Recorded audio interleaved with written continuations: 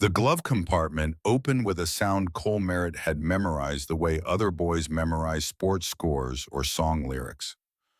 A soft click, then the creak of the hinge, then the small resistance of the compartment door swinging down in the dark interior of a 2003 Honda Civic parked behind the old gymnasium building on the east edge of Riverside, Arizona.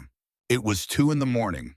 November had arrived without ceremony, the way November always does in the desert, not with dramatic cold, but with a dryness that settled into your sinuses and made your eyes feel like they had been left out overnight.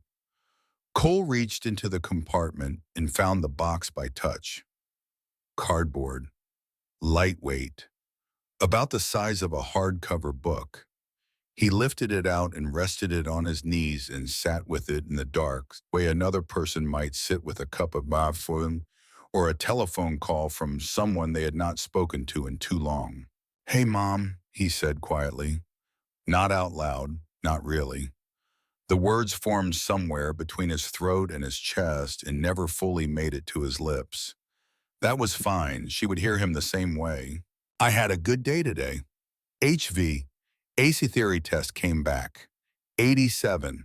Mr. Pell said it was the highest in the class. He told me I have good hands for the work." Good hands. Cole turned the box over, slowly feeling the slight shift of weight inside the way the contents settled against one side with a whisper of sound that he had stopped flinching at 3 months ago. "You always said I had your hands.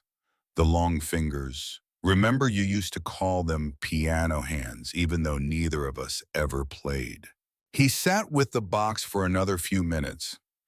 Outside, the desert wind moved through the scrub brush at the edge of the parking lot, and a plastic bag caught in the chain-link fence rattled in a slow, irregular rhythm.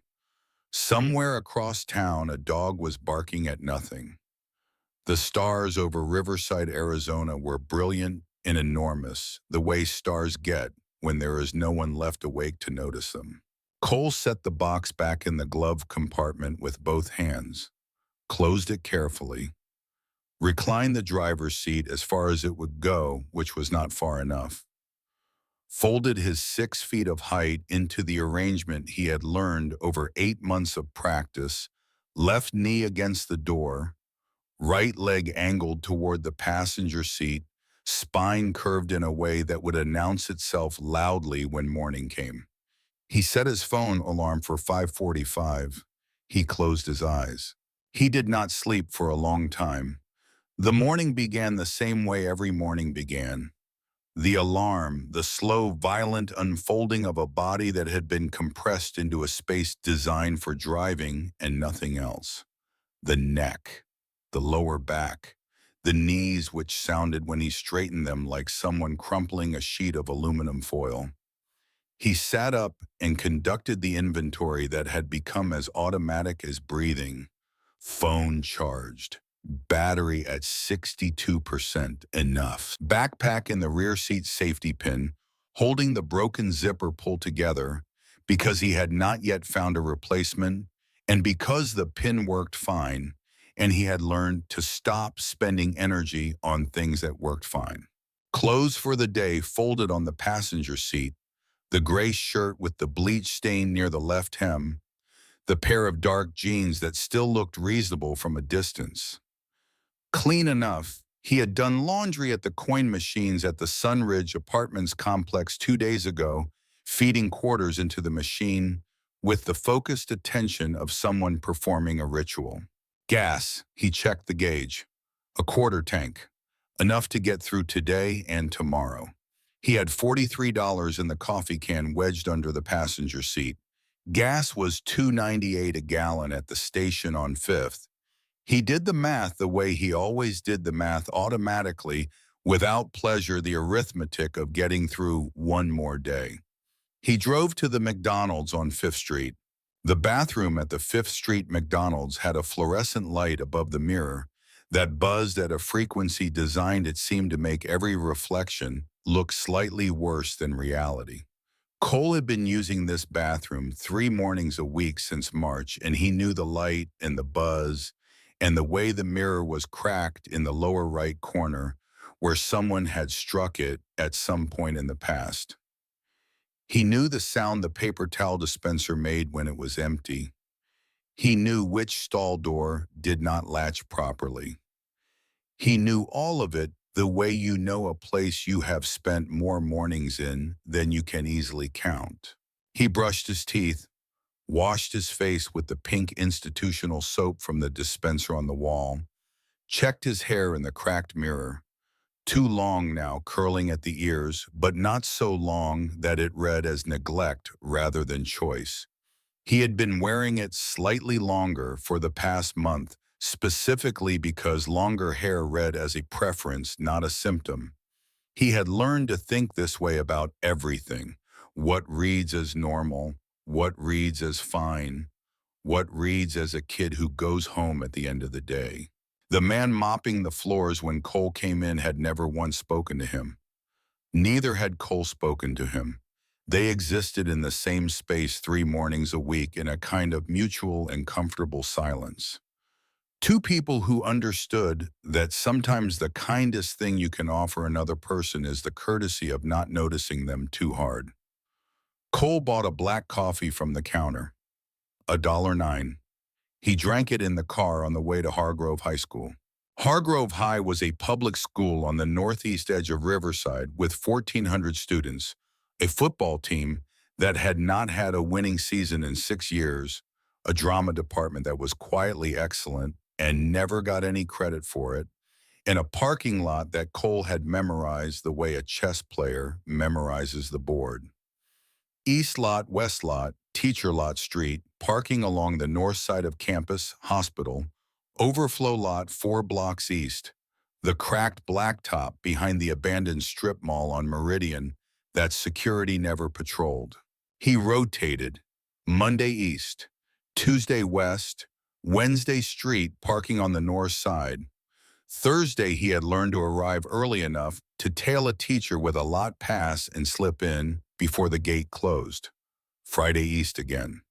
The rotation was not random. The rotation was a system designed around one central principle. No one should be able to look at the parking lot on any given day and say that car is always here. Because a car that is always there is noticed. And noticed meant questions. And questions were the only thing Cole Merritt could not afford. He arrived at school at 6:40 on Wednesday morning because the night before there had been voices at Harlan Voss's compound on Ridgeback Road carrying all the way across the desert quiet, and she had not slept. That was not Cole's story. That belonged to the girl in the leather jacket. But the two stories were approaching each other the way two rivers approach the same valley, each flowing from a different ridge, each carrying different water, each unaware of the other until the moment they meet. Cole arrived at 6:40 and parked in his Wednesday spot and sat with his coffee and watched the school building come awake. The maintenance crew arrived in their white truck, 2 men in work shirts with the Hargrove District logo on the chest carrying thermoses and moving with the deliberate, unhurried pace of men who had been doing this long enough to stop being impressed by it. They unlocked the side entrance on the east wing, and the lights in the main corridor began to come on one by one from left to right like a slow row of dominoes falling in reverse. Cole got his backpack from the rear seat and headed inside. He took the long route to his locker, which was out of the way, and added 3 minutes to his morning, but which took him past the gymnasium on the east end of the building. The gymnasium hallway was always empty at 6:40. Cole used it as a staging area, a quiet corridor where he could switch out his books without anyone watching, where he could check the reflection in the trophy case glass and confirm that the gray shirt and the dark jeans read as normal. Just a kid at his locker, not a kid who had been sleeping in a car since the end of February. He was switching his history textbook for his HVA's theory binder when he heard the shower running. The sound came from the boys' locker room, which had a fire door that never fully closed because the pneumatic hinge had been broken since September and nobody had fixed it yet. Cole glanced through the gap out of something that was more reflex than curiosity, the same way you glance at a car that brakes hard on the highway ahead of you, even when you are sure there is no danger. He saw a boy he knew by face and name, and nothing else standing in the far shower stall, the one with the broken latch using a small bottle of shampoo that came from a hotel, the kind of bottle that reads complimentary across the label in small print. The boy's backpack was sitting on the bench near the door with a Ziploc bag of toiletries balanced on top of it. Toothbrush, toothpaste, a disposable razor still in its packaging. Cole looked for exactly 3 seconds, then he walked away. He went to the parking lot and sat in his car and looked at the steering wheel and thought about what it felt like to shower at school because you could not shower anywhere else. He thought about the way the boy had held that small hotel shampoo bottle with both hands efficiently, without embarrassment, the way you handle something when you have stopped being surprised by its necessity. He thought about this for 20 minutes. Then he drove back to the school, parked, went inside, and did not tell a single person what he had seen. That was a Tuesday in the second week of November. His name was Cole Merritt. He was 17 years old. He had a mother's ashes in his glove compartment and an HVAC certificate 8 months away, and no address to put on any form that asked for one. He had been invisible since March, and he was good at it by now, the way you get good at anything you do every day without choice. And he had just decided in the parking lot of Hargrove High School on a Tuesday morning in November that the boy in the shower did not need to know someone had seen him. What he needed was for the knowledge to disappear. What he needed was for the world to look away and let him have his 3 seconds of privacy without it becoming a conversation or a report or a system that would pick him up and process him and spit him out somewhere worse. Cole understood this need. He understood it the way you understand water pressure or the weight of a stone. Not intellectually, in the body. He had already decided. He just did not know yet what he was going to do with that decision. Raylan Voss had two versions of herself, and she despised both of them. The first version existed at Hargrove High School. This version sat in the back corner of every room, wore the same black leather jacket, regardless of what the thermostat said, and maintained a silence so consistent and deliberate that most students had stopped interpreting it as hostility and had graduated to simply not registering her presence at all. This was exactly what she wanted. It was also exactly what she hated about wanting it. The second version existed at the compound on Ridgeback Road, 11 miles outside of town, where the driveway was lined with Harleys and the garage never fully closed, and men with road-worn vests came and went at hours that had nothing to do with the clock regular people used. This version was Harlan Voss's daughter, the president's kid. The girl who had grown up learning the sound of a Harley engine the way other girls learned the sound of their father's voices, and who had never once in 17 years been able to separate the two. Harlan Voss ran the Iron Saints MC the way weather systems run, without asking permission, without explaining themselves, with a certainty that the world would reorganize around them rather than the other way. He was a large man, 6'4" and built like he had been assembled from the materials of the landscape he rode through, rock and scrub, and something old and uncompromising that did not apologize for taking up space.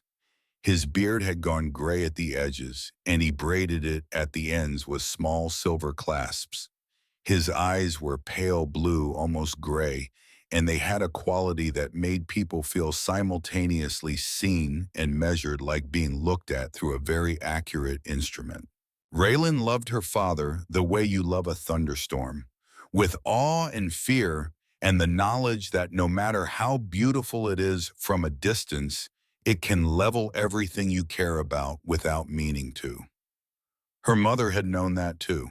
Diane Voss had married Harlan when she was 22 years old. She had known exactly what she was marrying. She had loved him anyway, the way certain people love difficult things, not despite the difficulty, but because of what the difficulty revealed about the thing beneath it. She thought the love would be enough. She thought it would create space inside the club life, a room of their own inside the compound where Harlan could be just a husband and just a father, not the president, not the man everyone watched when he walked into a room. She was wrong. Harlan was not capable of being just anything.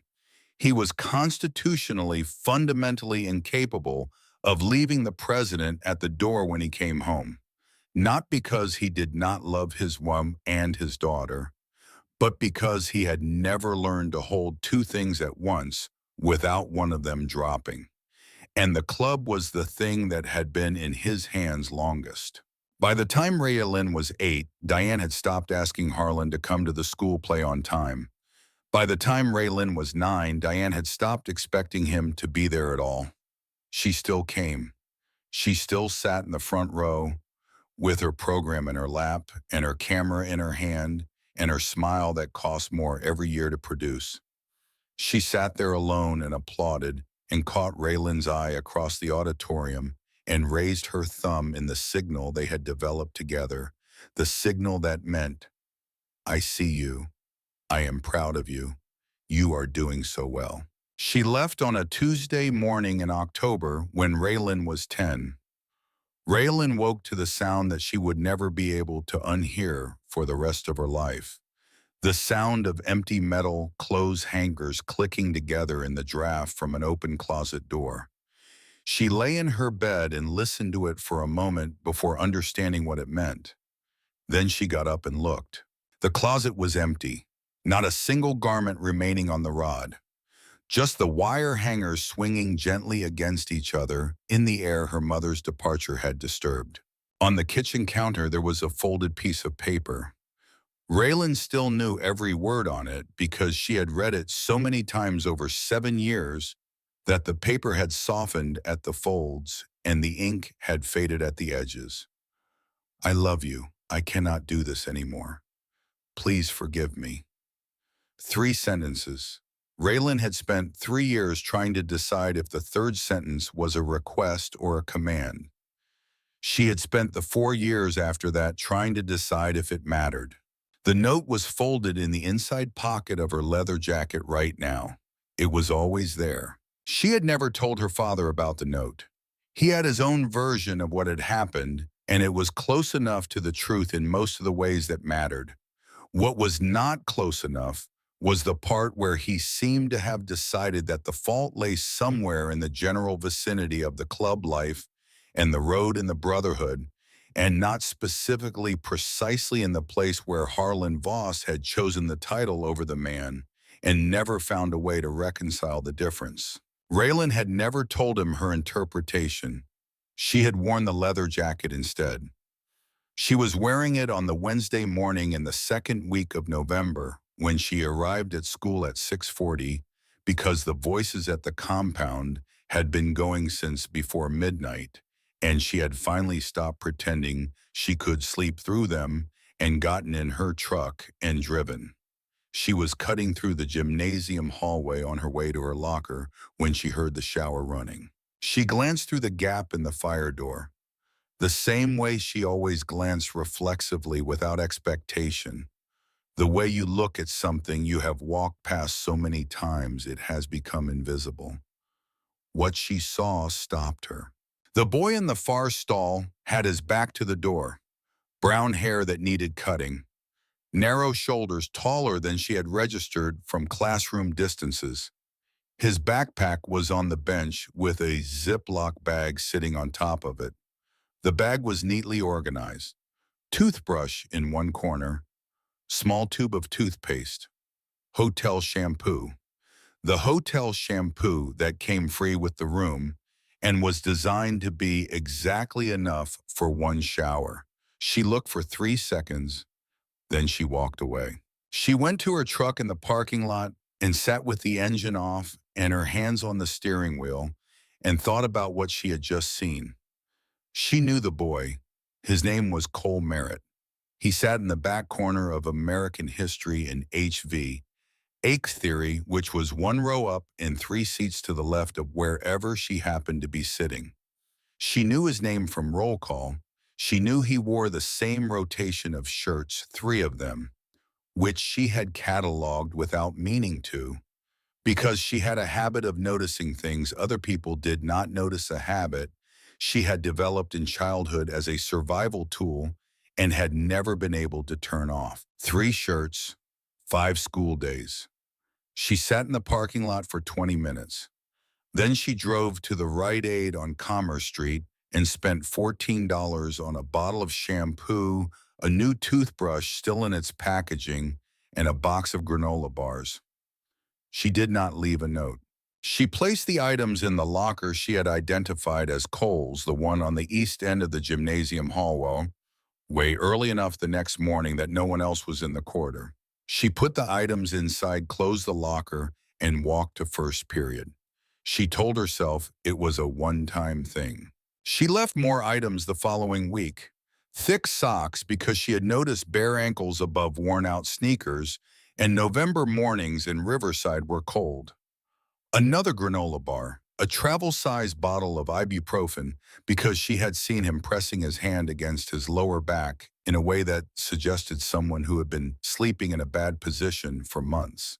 She told herself she did not know what it was that she was doing. She was lying. She knew exactly what she was doing. She was extending without words and without expectation of acknowledgement the kind of attention that she herself had needed for 7 years and had never received. She was seeing a person the world had decided not to see. She was leaving evidence of that seeing in the only form she knew how to manage, which was anonymous and practical, and required nothing in return. It was the closest she had come to friendship in 3 years. She was aware of how pathetic that was. She chose not to examine it too closely. Cole had been watching Raylan Voss for 3 weeks without her knowing it, and during those 3 weeks he had arrived at a number of conclusions that were inconvenient in their specificity. She rotated her parking spot, not on his scale but with the same underlying principle, never in the same location 2 days in a row, always in a spot that provided a clear line of sight to the main entrance, always positioned for an exit. She ate lunch alone, not in the cafeteria but in her truck, and she ate in a particular way, slowly, methodically, like someone who had learned not to assume the next meal was automatic. She knew where the security camera blind spots were. He had watched her navigate around them so naturally and so unconsciously that it was clear she had mapped the campus the same way he had, not for any specific purpose, but out of the general vigilance of a person who is always running a background calculation about where the exits are. He recognized all of these things because they were his own behaviors reflected back at him from a distance. He did not know what to do with this recognition. It felt dangerous in a way that was hard to name. Cole was feeding Atlas when he first noticed that something was wrong with Garrett Pruitt. Atlas was the orange tabby that had appeared behind the East Lot dumpster 3 weeks ago, with a torn ear and a dragging left hind leg, and the wary, unfocused eyes of an animal that had been hurt too many times to extend trust easily. Cole had torn off a piece of his cafeteria sandwich and left it on the pavement near the dumpster without approaching the cat, without speaking to it, without any expectation that the gesture would be received. The cat had waited until Cole moved away, then eaten the food with the fast, efficient attention of something that understood that resources were not guaranteed. The distance between them had decreased over 3 weeks, from 10 feet to 6 to 2 to now the cat pressing against Cole's leg while he sat on the bumper of his car and tore pieces from the Tuesday chicken they always served on Tuesdays. He had named the cat Atlas because on the first night they met, the constellation Orion had been brilliant overhead, and Atlas, which was the name of the star cluster nearby, seemed to fit better. And because Cole needed to believe in something that was larger than a parking lot, he was feeding Atlas when he saw Garrett Pruitt sitting in a silver Honda Accord in the far corner of the east lot. Far corner. The cameras did not quite reach that spot. Cole knew this. He had parked there himself on occasions when he needed to feel certain he was not being watched. Garrett was not on his phone, not eating, not doing anything that a 17-year-old does in a car during lunch period. He was just sitting engine running, staring at the school building, with a stillness that Cole recognized from somewhere deep in his own memory. Garrett Pruitt had been a football player at Hargrove until October. First-string linebacker, the kind of athlete that small towns build stories around, the kind of presence that makes a school feel briefly like it matters in a larger sense. Cole had seen him in the hallways last year and the year before, had registered him the way you register a weather system, large and in motion, and not something you needed to think about unless it was heading toward you. But that was last year.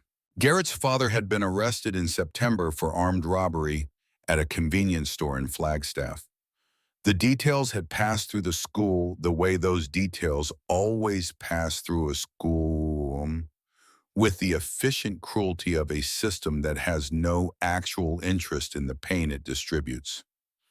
His girlfriend had posted text messages on Instagram, private messages, the kind you send when you trust someone.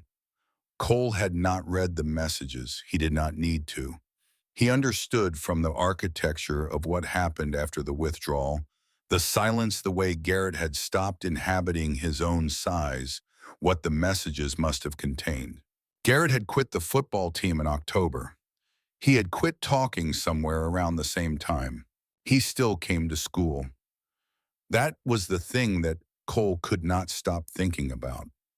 Garrett Pruitt still came to school every single day and sat in his seat and held himself together with whatever was left of the structure he had once built his life around. And Cole recognized this too, the act of showing up out of pure stubbornness, not because anything here is good, but because not showing up is the first step towards something irreversible. In HV, Ache theory, that morning Garrett had been tapping his pencil against the desk. Tap, tap, tap. A slow, deliberate rhythm like a metronome counting down to something that existed only in his own head. His eyes were focused on a point in the air in front of him, a point that had no physical referent.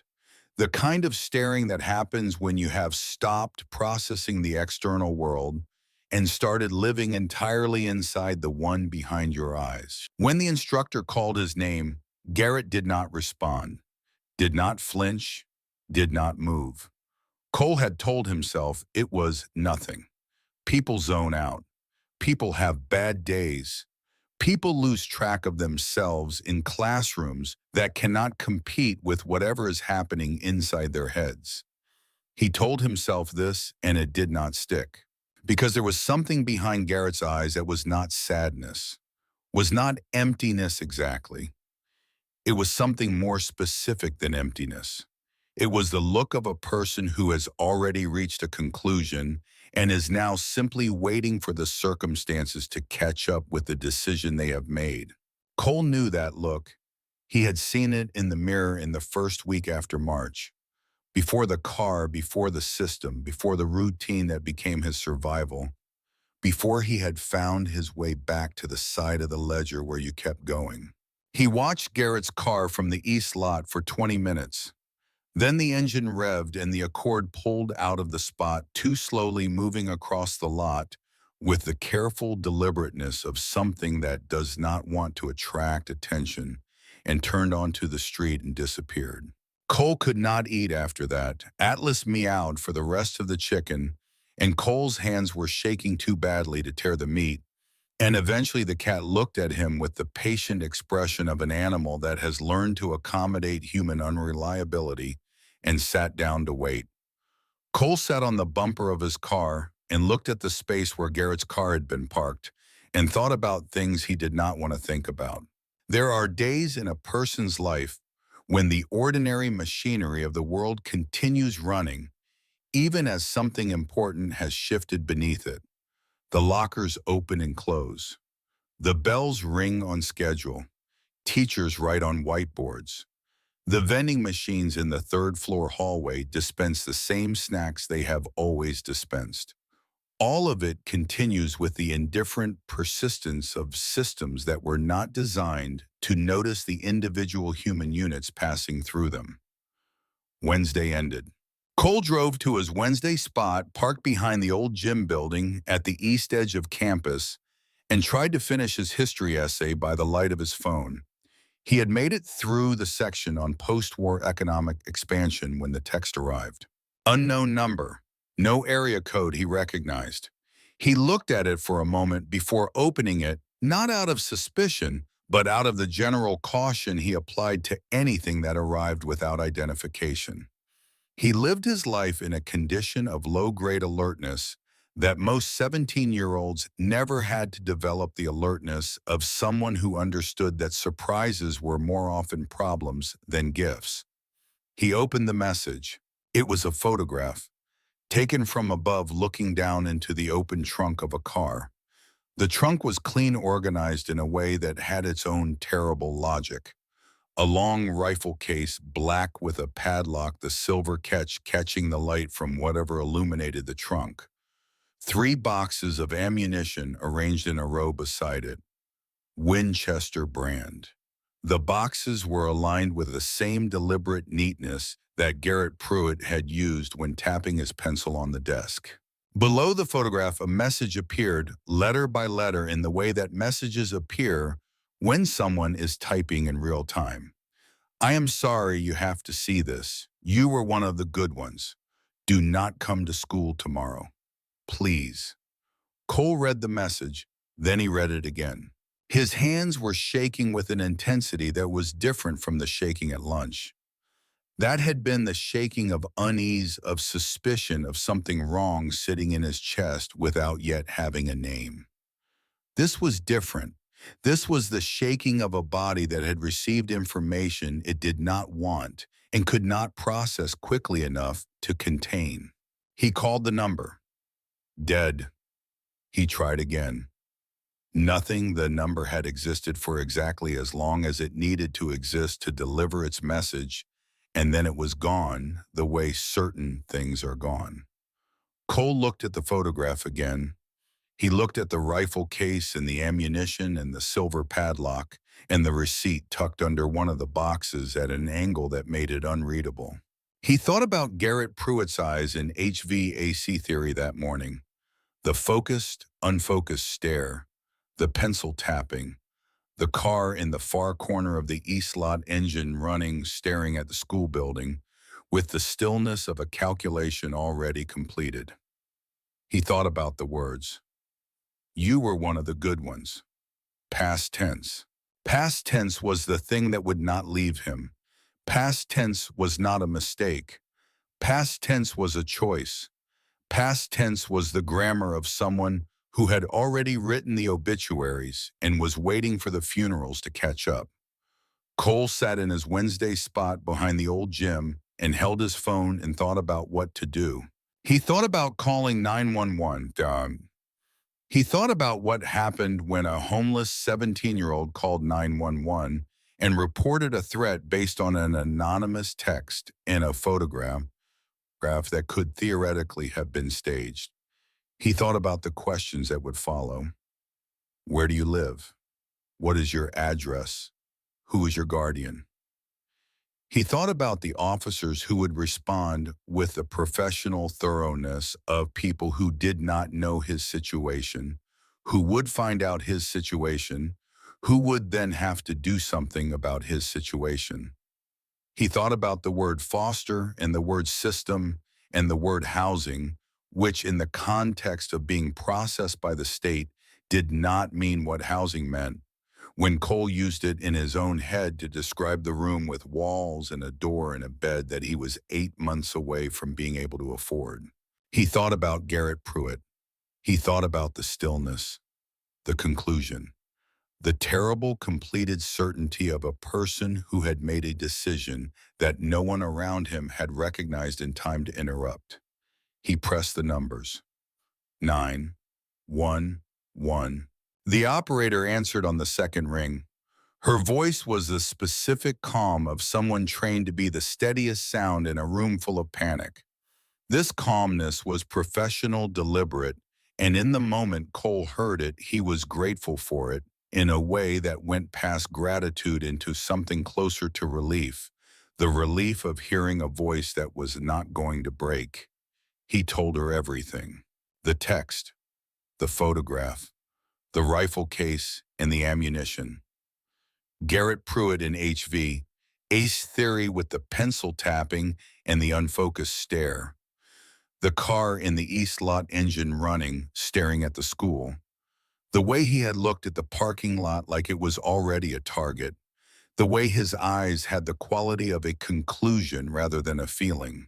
He talked until his voice was raw and the words were tripping over each other, and the operator had asked him to slow down twice and repeat himself once.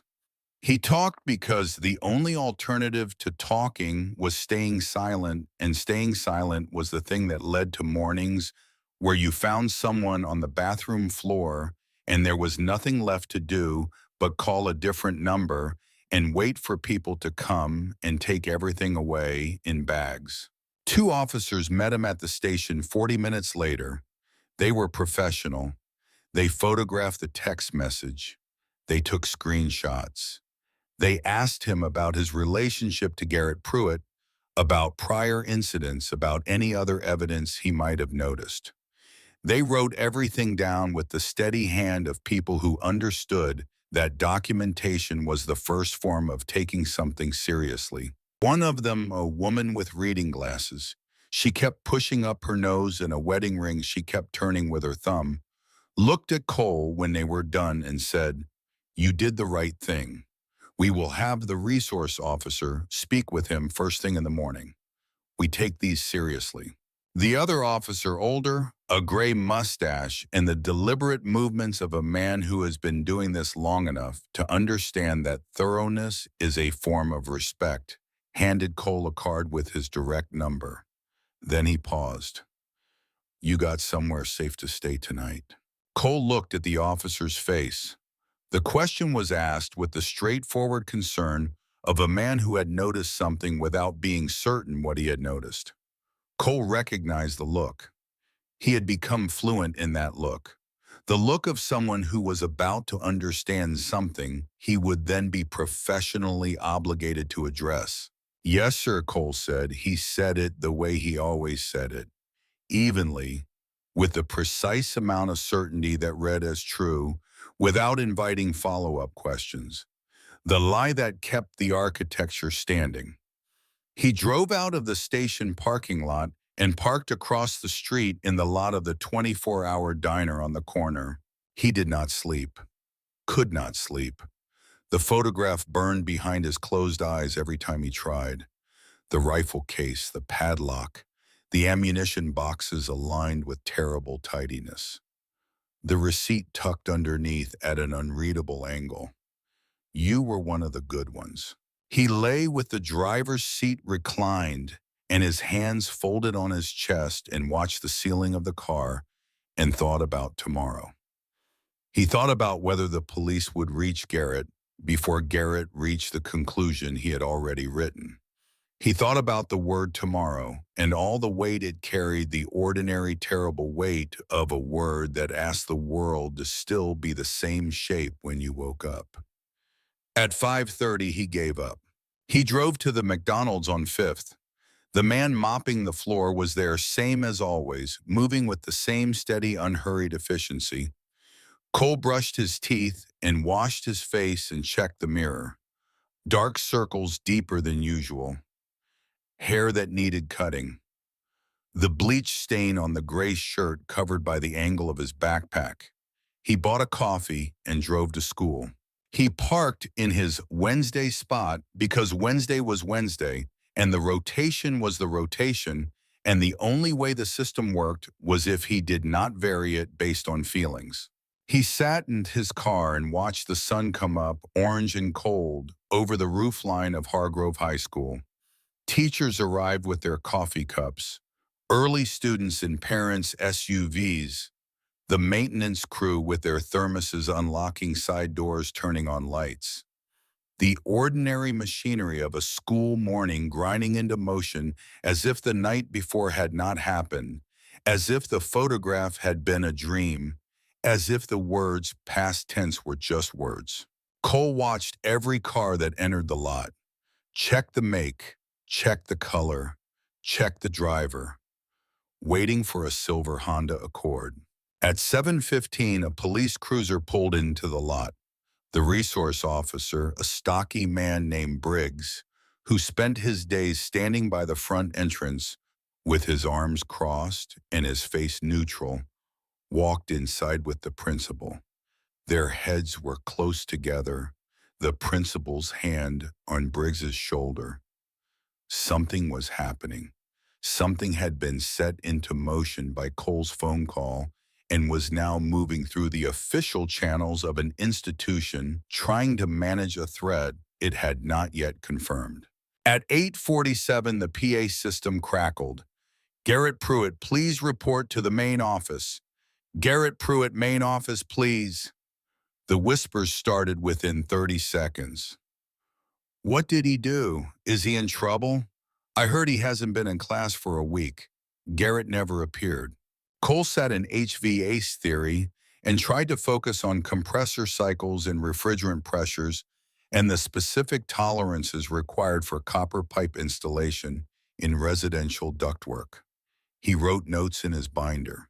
He answered questions when called on. He performed the appearance of normalcy with the practiced ease of someone who had been performing it for 8 months. He was halfway across the blacktop toward his car with his cafeteria tray when someone said his name. Cole. He turned. Raylan Voss was standing 4 feet away. He had seen her every day for months, had observed her from the distances at which he observed everything, had cataloged her rotation schedule and her lunch habits and the fact that she ate alone in her truck, and the way she navigated the camera blind spots with unconscious fluency. He knew her face from across classrooms in the hallway light at the angle of someone who was always moving past and never stopping. He had never been looked at by her directly before. Up close, she was something different from the impression. The tattoo he had registered as decoration resolved into detail at close-range wings spreading from her collarbone up toward her jawline, feathered and intricate, each vein individually rendered as if someone had spent long, careful hours committing to the image of a thing trying to free itself. Her eyes were dark brown, very dark, almost black, and they were looking at him with an intensity that made his skin respond before his mind did. "You okay?" she said. "You look like someone walked over your grave." He did not know how to answer that. He did not know this girl, had never exchanged more than accidental eye contact across a classroom, had no framework for a conversation that started here in the middle of a parking lot in the middle of a morning that was already too much to hold. "I am fine," he said. She did not move. Her arms were crossed over the leather jacket and her weight was shifted to one hip, and she had the specific stillness of a person who had decided to stay until they got something that was not a lie. "I know you are not," she said. "I have seen you, Cole. I know where you sleep." His blood went cold. Every instinct he had developed over 8 months fired at once. The rotation, the new spot, the distance, the careful architecture of invisibility. All of it suddenly insufficient, suddenly visible, suddenly exactly as fragile as it had always been. "I am not going to tell anyone," she said. She read the panic the way someone reads a language they have spoken their whole life. "I have known for 3 weeks. If I was gonna say something, I would have said it already. 3 weeks. The shampoo, the toothbrush. The socks. That was you, he said, in the locker. Something crossed her face. Not quite a smile. The shadow of one brief and complicated there and gone. My dad's friend is a cop, she said. He mentioned that someone called in a tip last night. Potential threat. Did not give a name. But I put it together how, because you are the only person in this entire school who would actually do something. Everyone else would have posted about it and moved on. You called. They stood in the parking lot in the ordinary sounds of a school day, car doors closing, voices from a group of freshmen near the east entrance, the maintenance truck making its mid-morning round. Was I right? Cole asked. His voice cracked on the last word. What if I was wrong?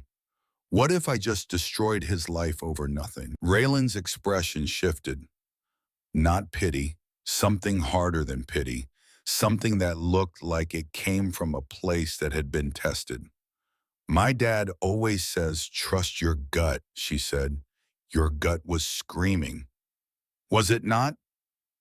Cole nodded. Then you did the right thing. She reached into her jacket pocket and pulled out a card, black with silver lettering. Reaper's Customs Motorcycle Repair.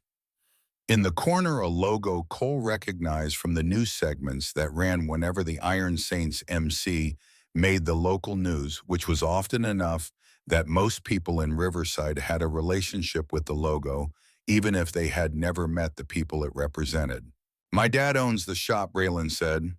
If you need anything, and I mean anything, you call that number. Cole took the card. His fingers were numb despite the sun.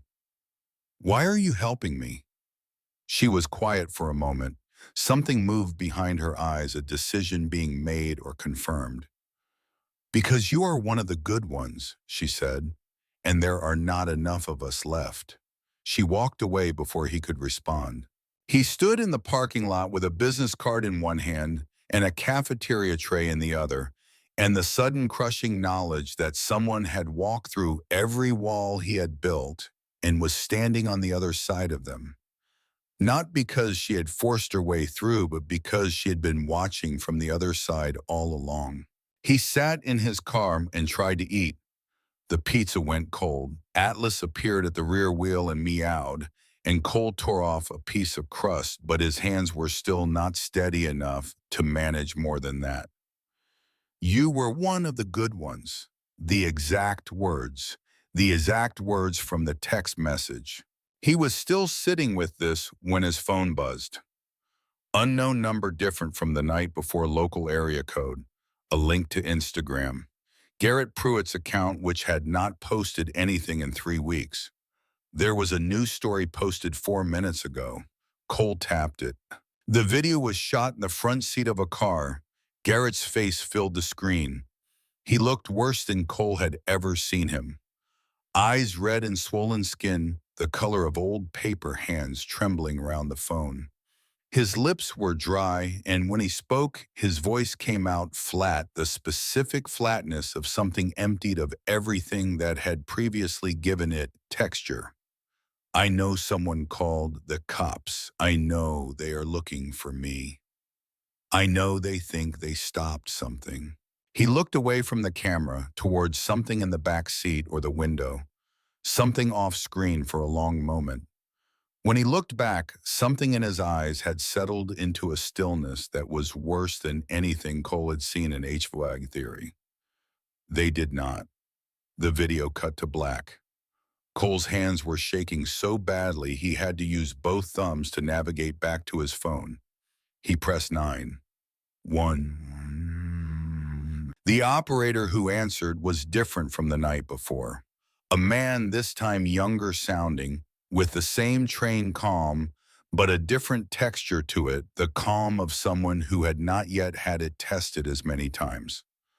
Cole talked fast and the words came out wrong, overlapping each other, circling back, losing their sequence. There is a video, Cole said.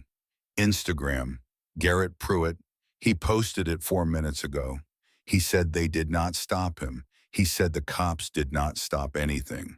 The operator told him to slow down. Cole slowed down. He said it again, each piece separately, the way you assemble something from its components, when the assembled version is too complicated to hand someone whole. The video, the account, the words, they did not. The specific weight of those two words when spoken by someone whose eyes had the quality of a decision already executed. The operator told him officers were being dispatched to Garrett's last known address and to the school as a precaution. He asked Cole where he was. At school, Cole said, Riverside Hargrove High, in the parking lot. Stay there, the operator said. Do not go inside. Officers are en route. Cole hung up. He sat in his car and looked at the school building. The east wing windows caught the November sun and threw it back in flat rectangles of light. Behind those windows, people were moving through the ordinary architecture of a Wednesday. Mr. Calloway in room 114 was probably writing something on the whiteboard with the green marker he always used on Wednesdays for reasons he had never explained. The freshmen near the vending machines were probably still laughing about whatever they had been laughing about when Cole walked past them with his tray. The library was open. The counselor's office had a wait list posted on the door every Wednesday because Wednesday was when she saw the students who needed the most consistent attention. All of it continuing, all of it unaware. He thought about Raylan. She had walked back inside after their conversation in the parking lot. She was probably in the cafeteria right now, or at her locker, or cutting through the gymnasium hallway that she used the same way he used it as a quiet corridor, where the machinery of the school day did not press as close. She was somewhere inside that building, wearing her leather jacket, carrying her silence around her, like armor, carrying the folded note in her inside pocket that she had been carrying for 7 years. He thought about the shampoo she had left in his locker without signing her name. He thought about the socks. He thought about a girl who had grown up watching a world consume the people she loved and who had responded by learning to give without being seen, by learning to help from a distance that required nothing in return, because requiring something in return was the first step toward the kind of loss she had already lived through once. Cole should have stayed in the car. The operator had told him to stay in the car. Every rational calculation available to him said the same thing. You are one person. You are not trained for this. You are 17 years old and you live in a Honda Civic, and your left arm still does not fully extend in cold weather because of the way you have been sleeping on it for 8 months. You are not the variable that changes this outcome. He stayed in the car for 4 more minutes. Then he saw Garrett's car. The silver Honda Accord came into the east lot slowly. Not the speed of a car driven by someone who had forgotten something and needed to come back for it. The speed of a car driven by someone who was looking, who was scanning, who was giving the landscape the specific attention of a person conducting a final survey. It rolled through the lot in a long arc following the perimeter, and Cole watched it from his Wednesday spot with the particular stillness of someone who has stopped breathing without noticing. The Accord pulled into a space near the B-wing entrance. The engine cut. For a long moment, nothing happened.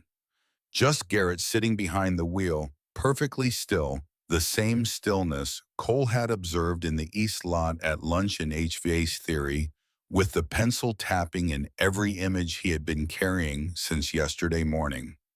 The stillness of a person who had arrived at the place they were always heading. The driver door opened. Garrett stepped out. He was wearing all black. An oversized jacket despite the mild November air, the kind of jacket that hung wrong on the body, that created bulk and asymmetry in a way that had nothing to do with the cut of the fabric. His right hand was inside the jacket, pressed against his rib cage, and the fabric pulled tight around whatever he was holding against himself. Cole's brain registered the geometry of it before his mind had words for what he was seeing. Then he saw Raylin. She had come out of the B-winged entrance, head down, looking at her phone, moving at the pace of someone with somewhere specific to be crossing the blacktop in the direction of the parking lot, with her leather jacket catching the light and her hair moving in the slight desert wind. She had not looked up. She had not seen Garrett at the car 10 meters to her left. Garrett had not yet turned to see her. They were converging without knowing it. Cole's hand found the door handle. He thought about the operator's voice. "Stay there, officers are en route." He thought about the exit on the east side of the building past the chain-link fence, 30 seconds at a full run from where he was sitting. He thought about Raylan's voice in the parking lot. "Because you are one of the good ones." He thought about his mother's ashes in the glove compartment, about the community college acceptance letter folded in his backpack, about the HVAC certificate that was 8 months away, about the room with walls and a door that locked from the inside that was 8 months away, about everything he had been building slowly and stubbornly and without any help from any system that was supposed to be designed for this purpose, out of routine and silence, and the determination not to become the thing that had happened to his mother. He thought about all of it in less than a second. Then he pushed the car door open and his feet hit pavement and he ran. The world narrowed to a corridor with Raylin at the end of it. Everything else, the cars, the buildings, the edge of the lot where the chain-link fence separated the school grounds from the street, and freedom fell away like the scenery past a train window when you stopped looking at it. There was only the distance closing between him and her, only the sound of his own breathing and the slap of his shoes on the blacktop, and somewhere beneath the noise of his own movement, the terrible clarity of knowing that time had a shape right now, and the shape was not generous. He screamed her name, Raylin. She looked up. Her face registered him first with confusion, then concern, then something older and faster than either of those things, the reflexive danger reading of a girl who had grown up in a house where danger announced itself at all hours, and you learned to read it before it introduced itself formally.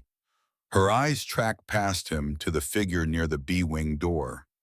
The first shot cracked the air. The sound was nothing like the sound of gunfire in any filmed version of gunfire that Cole had ever heard.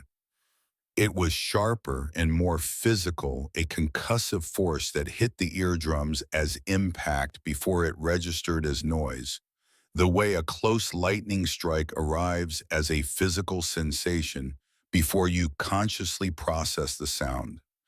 Concrete exploded near the entrance, stone chips and gray dust spraying outward in a small, violent cloud.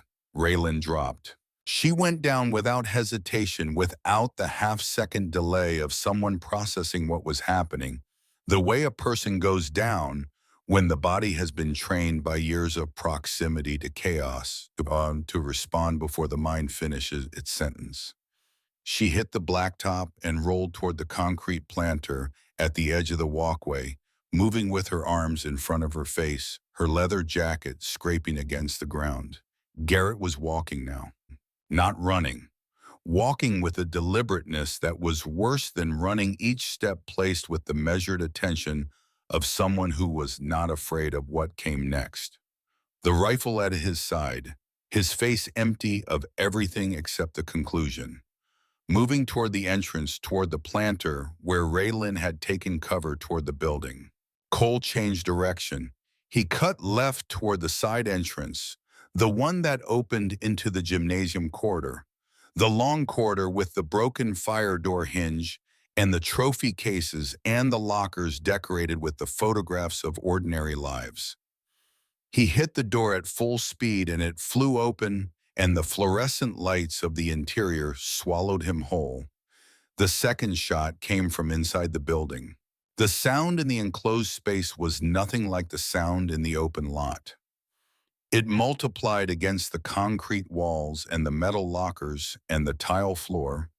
became everywhere at once, directional and non-directional simultaneously, the sound of something that had no interest in being located. Screaming erupted from every corridor.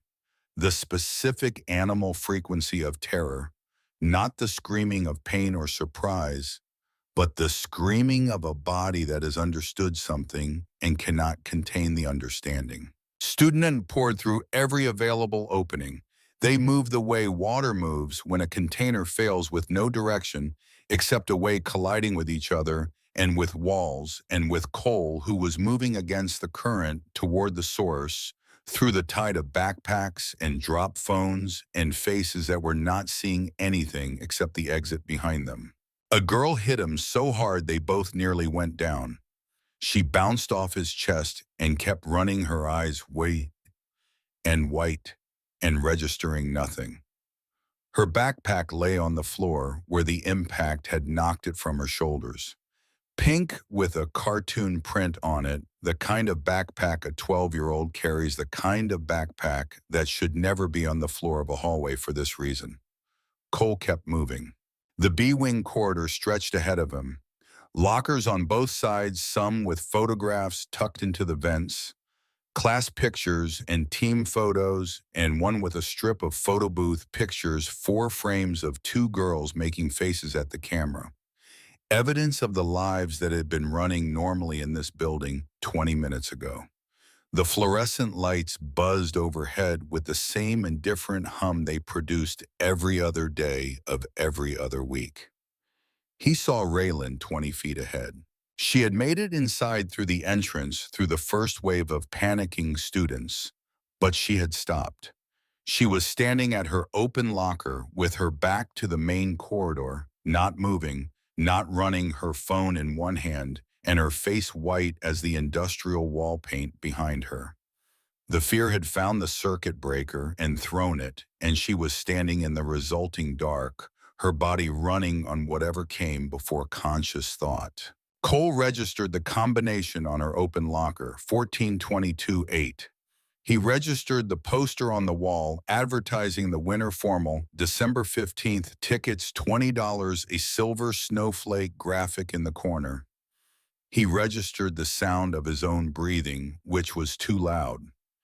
He registered Garrett rounding the corner at the corridor intersection behind Raylan. Time did what time does in those moments. It did not slow exactly, it became more articulate. Each fraction of a second declared itself with a specificity that normal time does not bother with. Raylan's hand trembling, holding the phone at her side. The rifle in Garrett's hands, black metal, under fluorescent light, the barrel coming up. The exit door to Cole's right, 10 feet, one push bar, and he was outside and alive. And the November air of Riverside, Arizona was 30 seconds away, and behind him would be only the sound of something he had done everything he could to prevent. The exit was closer. Cole's legs carried him toward Raylan. He did not think the word hero, did not think about choosing, did not experience it as a decision at all, which was perhaps the most important thing about it. The decision had been made at some point earlier, maybe in the parking lot when he opened the car door, maybe weeks ago, when he watched through the gap in the fire door and chose not to walk past, maybe in the station parking lot at 2 in the morning, when he pressed 911 while his hands were shaking. At some point before this moment, the decision had been made, and the moment was only the execution. The third shot hit a locker 5 feet to his left. The metal buckled inward like something had punched it from the inside, a dent the size of a human fist, appearing instantaneously in the painted surface. The sound was a physical blow, a flash of white at the edges of his vision. He screamed her name again. Raylan turned. Her eyes found him. Something moved across her face, recognition, then the beginning of a gesture, her hand starting to rise, whether to wave him away or to reach for him, he never knew. He did not slow down. He hit her the way he had been taught, to tackle in the one season of middle school football he had played before his mother's situation had made extracurricular activities an unaffordable luxury.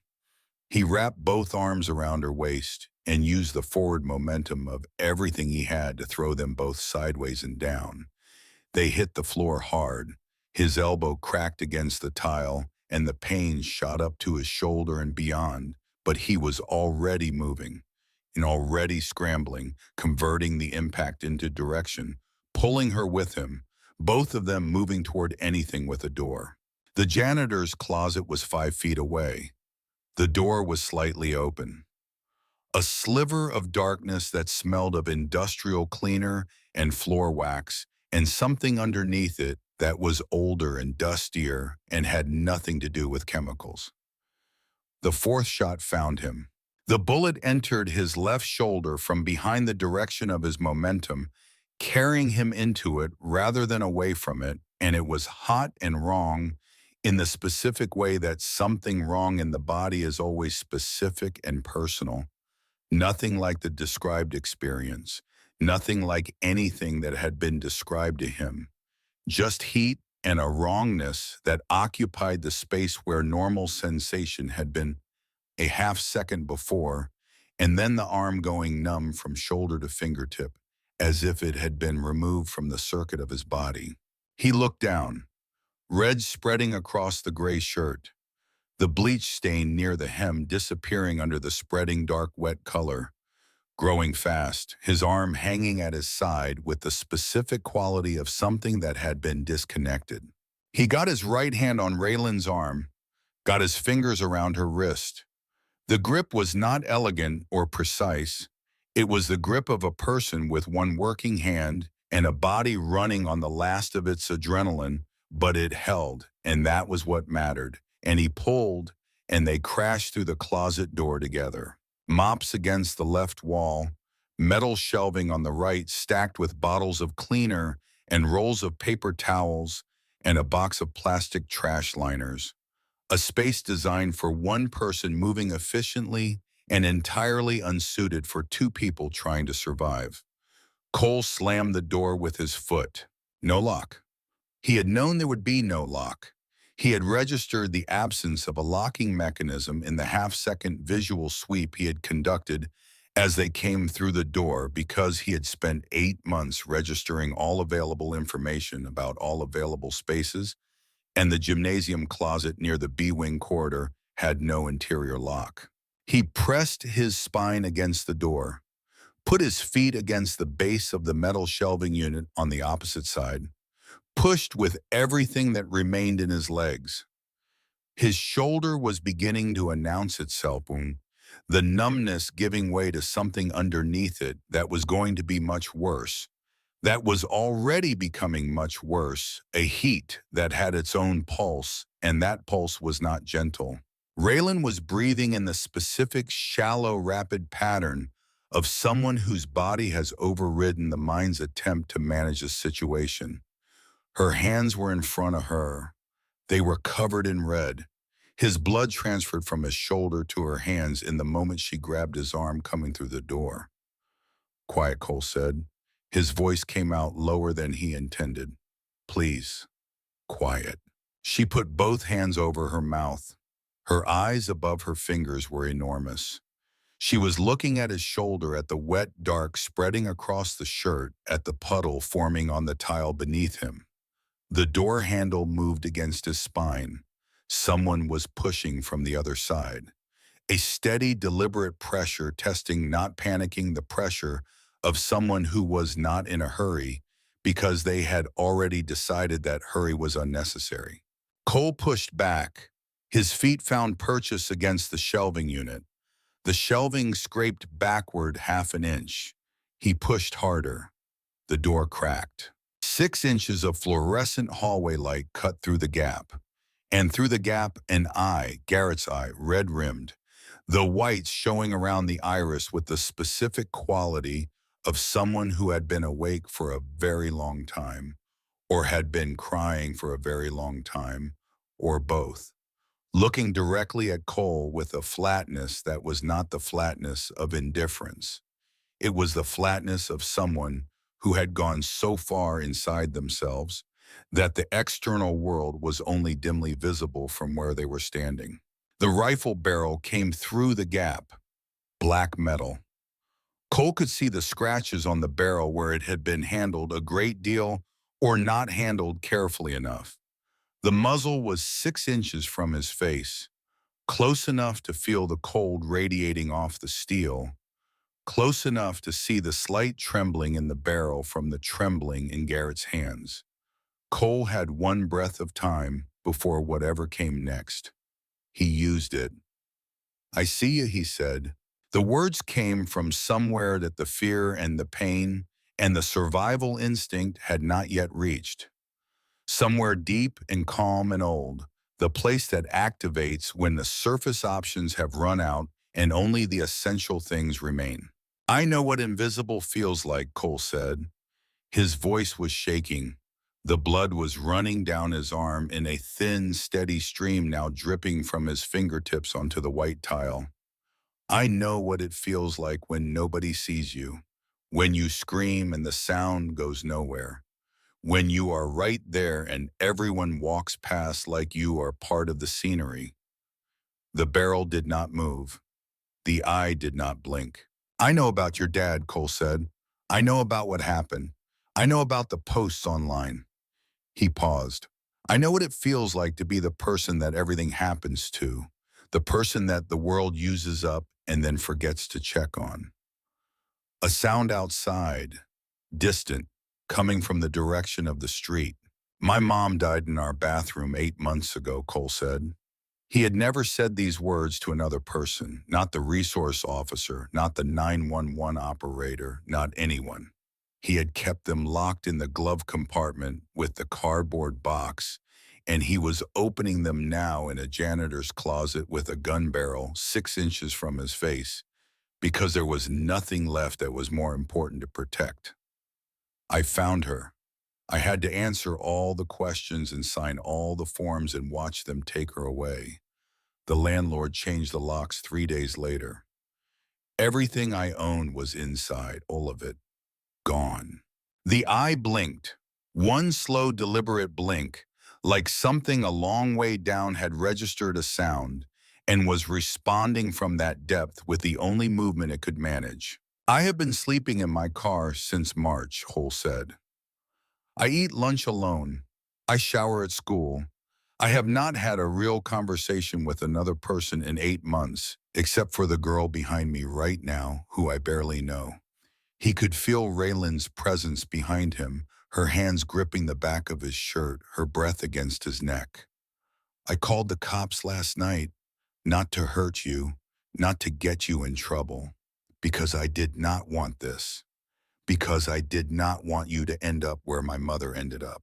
The sound outside was louder now. Sirens, the specific wailing of police vehicles moving fast through city streets, still blocks away, but growing each second, bringing them closer to the building where two boys were on opposite sides of a closet door, and one of them was bleeding. Garrett's hand on the rifle was trembling. Cole could see the muscles in the forearm tightening and releasing, the body having a conversation with itself that the mind had stopped supervising. "It does not have to end like this," Cole whispered. He said it the way you say something to a person you are genuinely afraid of losing, not performing, not strategizing. The way you speak when you have removed everything except the truth, and the truth is that you do not want to watch someone disappear. The sirens were 1 block away, maybe less. Through the gap, Cole watched Garrett's eye. He watched it the way you watch a very small flame in a very large wind, with the understanding that the thing you are watching is fragile and that your watching might be the only thing keeping it alive. And then something happened in that eye. Not peace. Cole would not call it peace. Not redemption, not resolution, not any of the words that would make the story neater than it was. It was something smaller and more honest than any of those words. A flicker of recognition. The recognition of one person who had been invisible and seeing another person who had been invisible and understanding across the gap of a cracked door and a gun barrel, and everything that had led to this moment that they had been standing in the same dark for a long time without knowing the other was there. The gun barrel withdrew, the door eased closed, footsteps, moving away from the closet, down the corridor, getting quieter, moving in the direction of the administrative wing at the far end of the building toward whatever ending Garrett Pruitt had written for himself long before today. Cole did not move. He could not move. The adrenaline was leaving his body the way it always leaves suddenly and completely, and what it left behind was everything it had been holding at bay. Pain.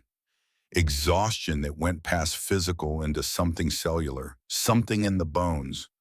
A shaking that started in his hands and traveled up his arms and into his chest and would not stop. Cole Raylan said.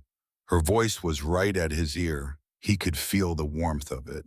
You are bleeding really badly, I know. She was crying. He could feel it against the back of his neck, the specific heat of tears. Why did you do that? You should have run. The exit was right there. He thought about answering this with something careful and considered and worthy of the question. Could not leave you, he said instead. Simple. True. The truest thing he had said today, and that was a day that had contained a great deal of truth. The sirens arrived. Multiple vehicles. The sound of tires on pavement and doors opening and voices calling out in the clipped, authoritative language of people trained to project certainty into situations that contained none. Boots on pavement. Commands moving through the building in waves. From somewhere far away at the end of the school, past the administration offices and the principal's wing, a single shot. Then silence. The kind of silence that comes after a final thing. Raylan's arms tightened around Cole from behind. She was holding him the way you hold something you are afraid of losing with your whole body, with the specific strength of someone who has decided that if they hold tightly enough, they can change the physics of loss. She was saying something. He could hear it, but it was coming from a distance that was growing, the words arriving through a medium that was thickening around him. Stay with me, she was saying. Please stay with me. He wanted to tell her he was going to be fine. Wanted to tell her it was a shoulder wound, and people survive shoulder wounds, and the doctors at Mercy General were good, and the surgery would be straightforward, and he would wake up in a clean bed with a bandaged arm, and the worst of it would be behind them. His tongue was too heavy for the words. The closet door exploded open. Men in black tactical gear filled the doorway, helmets and shields, and the specific controlled urgency of people trained for exactly this. Commands in the barking language of crisis response, voices designed to be louder than the noise of the situation they are managing. Cole tried to raise his hands. His right arm went up. His left arm stayed where it was. He is not the shooter, Raylan was screaming behind him. He is not the shooter. He saved my life. Hands in tactical gloves found his shoulder, and Cole screamed, the sound coming out of him involuntary and complete, because the pain was no longer something that could be managed from a distance. The hands were trying to help him, and they were correct to try, and the trying was unbearable. GSW to the left shoulder. Through and through, we need a medic. Cole's vision was doing something he had no framework for. The edges were softening the fluorescent light above him, spreading and blurring the faces above him, losing their precise edges and becoming something approximate. He was aware of the floor under him and of Raylan above him, and of the machines of emergency moving around him, with the purposeful efficiency of people who understood exactly what was happening and what needed to happen next. Raylan's face was above his, dust in her hair, tears on her face cutting clean lines through the gray powder of the hallway floor that had gotten on her cheeks somehow. Her eyes were enormous and very dark and full of something that was more than fear, something older and more specific than fear, the something that lives on the other side of fear after fear has done its worst and you are still there. "Do not you dare," she said. Her voice was fierce in the specific way of someone who has run out of careful. "Do not you dare die on me." "Not planning on it," Cole tried to say. It came out as a breath, a whisper directed at the spreading fluorescent ceiling above him, at the buzzing light and the institutional tile, and the general direction of a universe that had not been particularly interested in his plans for the past 8 months, but that he was asking one more time in the specific, intimate way you ask something from something that might not be listening to. Let this be a thing he survived. He was aware of an oxygen mask. He was aware of Raylin being pulled away by a paramedic, her arms reaching back, her fingers extending toward him, refusing the separation with her whole body until the distance made refusal impossible. He was aware of the specific warm pressure of a hand holding his. A stranger's hand gloved professional doing the job of holding the hand of a boy on a hallway floor. But a hand, a presence, someone choosing in the middle of a crisis that had 1,000 other demands on their attention to make sure he was not alone in the dark. He held on to it. He had not been held on to in 8 months. The light spread and merged and became something general, something ambient, something that was not the buzzing of a fluorescent fixture above a janitor's closet in Riverside, Arizona, but something larger and less specifically located.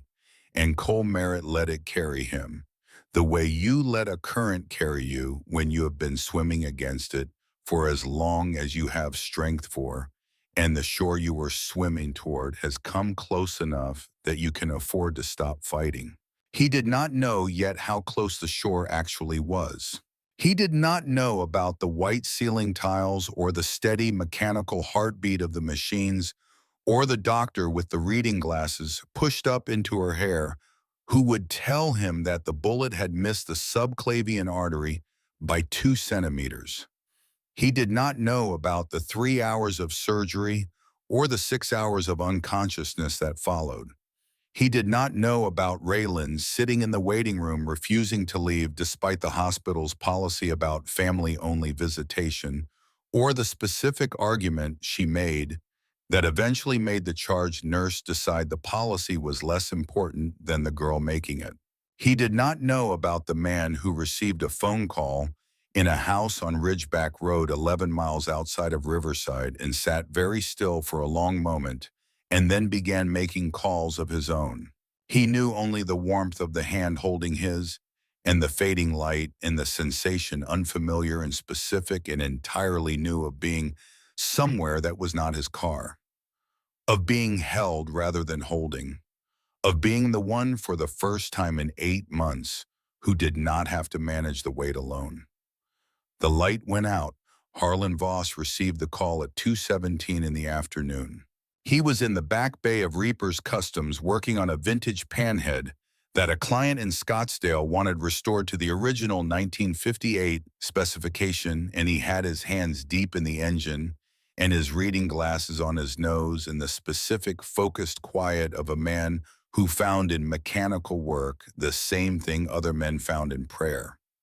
When his phone rang and he saw Raylan's name on the screen, he answered it the way he had answered every call from her since she was old enough to have a phone with the complete and immediate attention of a man who understood that when his daughter called, everything else stopped. She told him she was at Mercy General, that she was unharmed, that the boy who had saved her was in surgery. Harlan said nothing for a long time. Then he asked 2 questions. He asked if she was truly unharmed. He asked the boy's name. Cole Merritt, Raylan said. He pushed me into a closet and blocked the door after he got shot. He talked to the shooter through the crack in the door until the police arrived. He has been living in his car for 8 months, and he still ran toward me when he could have run away. The silence from Harlan's end of the phone had a specific quality. It was not the silence of a man with nothing to say. It was the silence of a man with so much to say that the organization of it required more time than the conversation would naturally accommodate. Put Cole on the phone when he wakes up, Harlan said.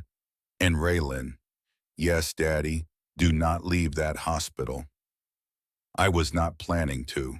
Harlan set the phone on the workbench beside the panhead.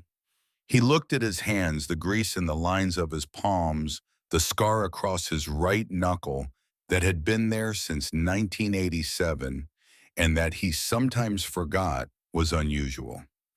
He looked at the photographs on the wall of the bay, the chapter at Sturgis, the compound in the early days. Raylan at 4 years old sitting on a motorcycle seat with a helmet that covered her entire head and a smile that could have powered the lights in the building. He picked the phone back up and began making calls. At Mercy General Hospital, in a waiting room that smelled of industrial cleaner and the specific anxious breath of too many people in an enclosed space. Raylan Voss sat in a plastic chair against the wall and watched the door that led to the surgical wing and did not move. She had been in this chair for 3 hours. A nurse had offered her food. She had declined. A different nurse had offered her a blanket. She had taken it not because she was cold, but because having something to do with her hands felt necessary, and holding the blanket was something to do with her hands. She sat with it around her shoulders like a shawl and looked at the door and thought about things she was not ready to think about. She thought about a boy running across a parking lot toward her. She thought about the sound of that shot and the way the concrete had erupted near the entrance and the way her body had gone down without asking permission from her mind. She thought about being pulled across a hallway floor by a hand gripping her wrist, a grip that did not feel like the grip of someone who was planning to let go. She thought about a door pressing against her back and a voice in the dark saying, I know what invisible feels like, saying things with the weight of someone who meant them in the most literal possible sense. She thought about 8 months. 8 months in a car. She tried to construct what that meant in terms of days and could not hold the number in a way that felt real. She tried to construct what it meant in terms of mornings.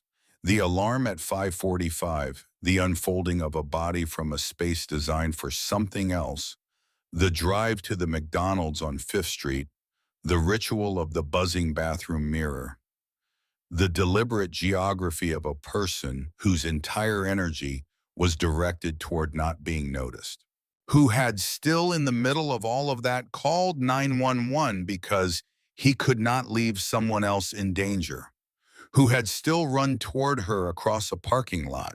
She thought about the shampoo she had left in his locker, the socks, the granola bars. She had told herself she was doing it because it was practical, because it was necessary, because someone needed to do something and she happened to be the person who had noticed. She had told herself it was simple, uncomplicated, a transaction with no emotional content. She was aware sitting in the plastic chair that she had been lying to herself. She was aware of something else too. Something that sat in the back of her chest with the weight of an old familiar thing. The leather and the brotherhood and her father's world closing around someone new. She had watched it happen.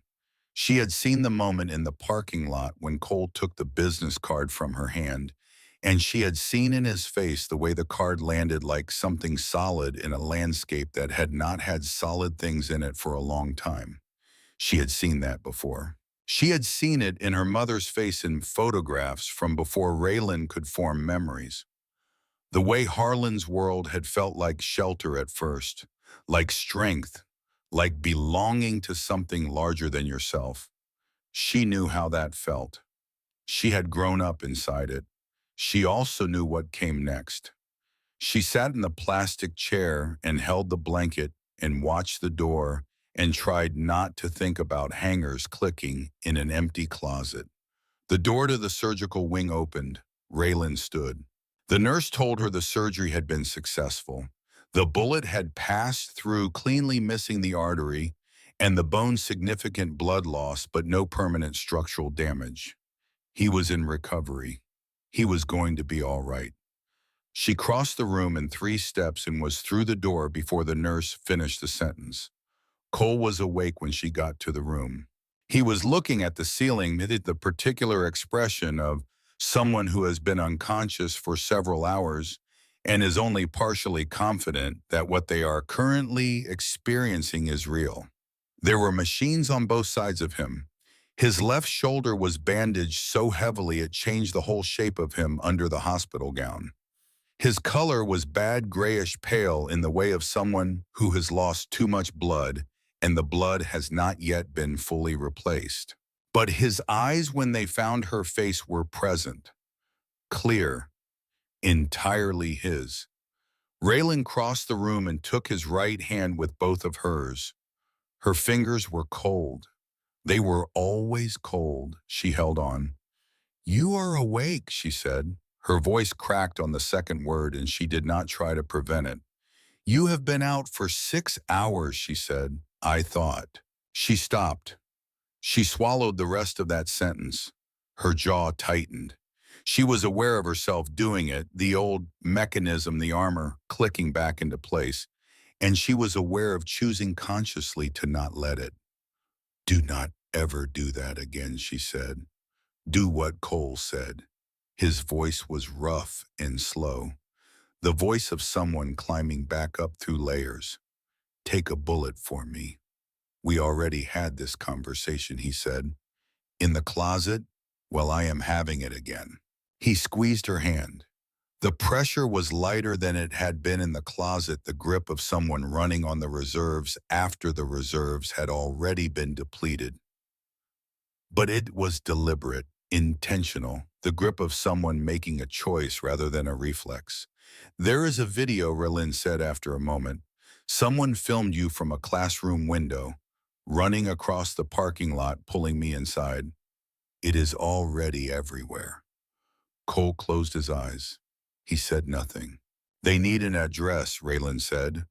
Her voice went quieter. "For discharge. They need somewhere to send you."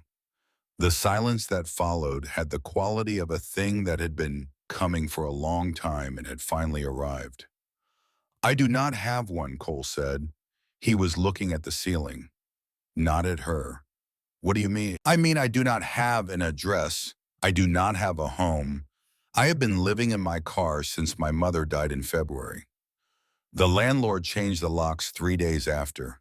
I have been in the parking lot at Hargrove High School since March." Raylan held his hand. She did not say anything for a long time. She did not gasp, did not pull away, did not produce the cascade of sympathetic sounds that Cole had been dreading, the sounds that turned a person's survival into a tragedy to be processed by someone else. She sat with it the way you sit with something true that requires a moment of just being true before anything can be done about it. Then she picked up her phone. "My dad needs to hear this," she said. "From you, from both of us." She dialed. The phone rang once. The voice that came through the speaker was rough in the way of a man who had been waiting next to his phone for 3 hours and answered before the first ring finished. "Raylan, tell me you are okay." "I am okay, Daddy. I am at the hospital. Cole is awake. I am putting you on speaker." Cole Merritt. The voice filled the hospital room with a gravity that had nothing to do with volume. "My daughter tells me you took a bullet for her." Cole started. "I could not let her get hurt. You could have run. Raylan says the exit was closer." "Yes, sir, but you did not run." "No, sir. And she tells me you have been living in your car for 8 months. That true?" "Yes, sir." The silence from Harlan's end had the quality of a very large and very deliberate thing being assembled. The silence of a man who had processed the information and was now determining what to do with it. "I am coming to that hospital," Harlan said. His voice was quiet, not the quiet of someone who was unsure, The quiet of someone who had already made every decision and was stating the results. The line went dead. Cole looked at Raylan. "Is your father going to kill me?" he asked. Raylan looked at him with an expression that lived somewhere between fear and hope, and something that had no name, but that had been in her eyes all day, building, becoming more present with each hour. "I do not know what he is going to do," she said honestly, "but when my dad decides something—" She paused. The whole world moves. Harlan Voss arrived 2 hours after the phone call ended. Cole heard him before he saw him. Not footsteps exactly, though the footsteps were there, heavy and deliberate, in the corridor outside the room. What he heard first was the quality of the silence that preceded the man, the way the ambient noise of the hospital, the rolling carts and the soft-soled shoes and the distant paging system seemed to reorganize itself around an approaching presence, the way water reorganizes around the bow of something large moving through it. Then the door opened. There are men who fill rooms. Cole had understood this as a concept without having experienced it directly. Harlan Voss was not a concept. He was 6 feet 4 inches of a life lived without apology, dressed in a leather vest covered in patches, that told the story of decades Cole did not have the vocabulary yet to read. His gray beard was braided at the ends with small silver clasps. His arms were covered from wrist to shoulder in tattoos so dense they read as a second skin rather than decoration. His eyes were pale blue, almost gray, the color of a winter sky in the hour before the temperature drops, and they moved around the hospital room with the quiet, systematic attention of a man who had learned long ago to read every environment he entered before he decided how to occupy it. He looked at Raylan first. Raylan stood. The single word she said was smaller than any other word Cole had heard from her. "Daddy."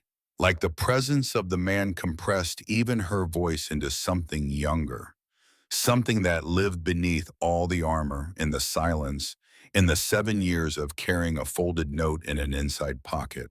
Harlan crossed the room in 3 strides and pulled her into him. His arms went around her completely. She disappeared into his chest the way something small disappears when the thing it has been pressing against finally gives way. And for a moment there was no Iron Saints, MC President, no compound on Ridgeback Road, no brotherhood of 300. There was only a father holding his daughter in a hospital room, his eyes closed, his jaws tight, every large and road-worn and carefully maintained piece of him set aside for the duration of that embrace. When he set her down, his eyes were wet. He did not acknowledge the wetness. It was simply there, the way weather is simply there, not requiring comment. "You are not going back to that school," he said. His voice was quiet in the way that certain quiet things are louder than volume. "Dad," Raylan said, "I am fine. I do not care. We will find another way. Online courses, tutors, whatever it takes, but you are not going back to that building." Then he turned to Cole. Up close, Harlan Voss was more than the sum of the parts Cole had cataloged from across the room. The tattoos had texture, raised scars beneath the ink that spoke of injuries absorbed decades ago and long since incorporated into the architecture of the man. His hands were enormous, scarred across the knuckles, the hands of someone who had spent a lifetime working on machines and occasionally on problems that machines could not solve. A thin white scar ran along his jawline and disappeared into the gray beard. But what Cole registered most in the first full second of being looked at by this man was that the looking was not what he had expected. He had expected assessment, had expected the weighing of a threat or the evaluation of a liability. He had expected the particular attention that powerful men give to people who have entered their orbit uninvited. What he got instead was something older and more private than any of those things. Harlan was looking at Cole, but somewhere behind those winter eyes, something else was happening. A recognition that had nothing to do with Cole specifically. The recognition of a boy with nothing. A boy the world had forgotten to make arrangements for. A fish surviving on stubbornness and routine, and the refusal to become the worst thing that had happened to him. Harlan was looking at Cole Merritt and seeing himself at 17. The silence held for a long moment. Then Harlan sat down in the chair beside the bed, leaned forward with his elbows on his knees and his enormous hands clasped in front of him, and looked at Cole with a directness that required no performance. "Tell me," he said. So Cole told him. He told him about February, about the bathroom floor and the needle, and the 911 call, and the forms he signed, and the bag with the zipper that made a sound he heard every night when he closed his eyes. He told him about the landlord and the changed locks, and the 4 months of rent, and the man who looked at him the way people look at something stuck to their shoe.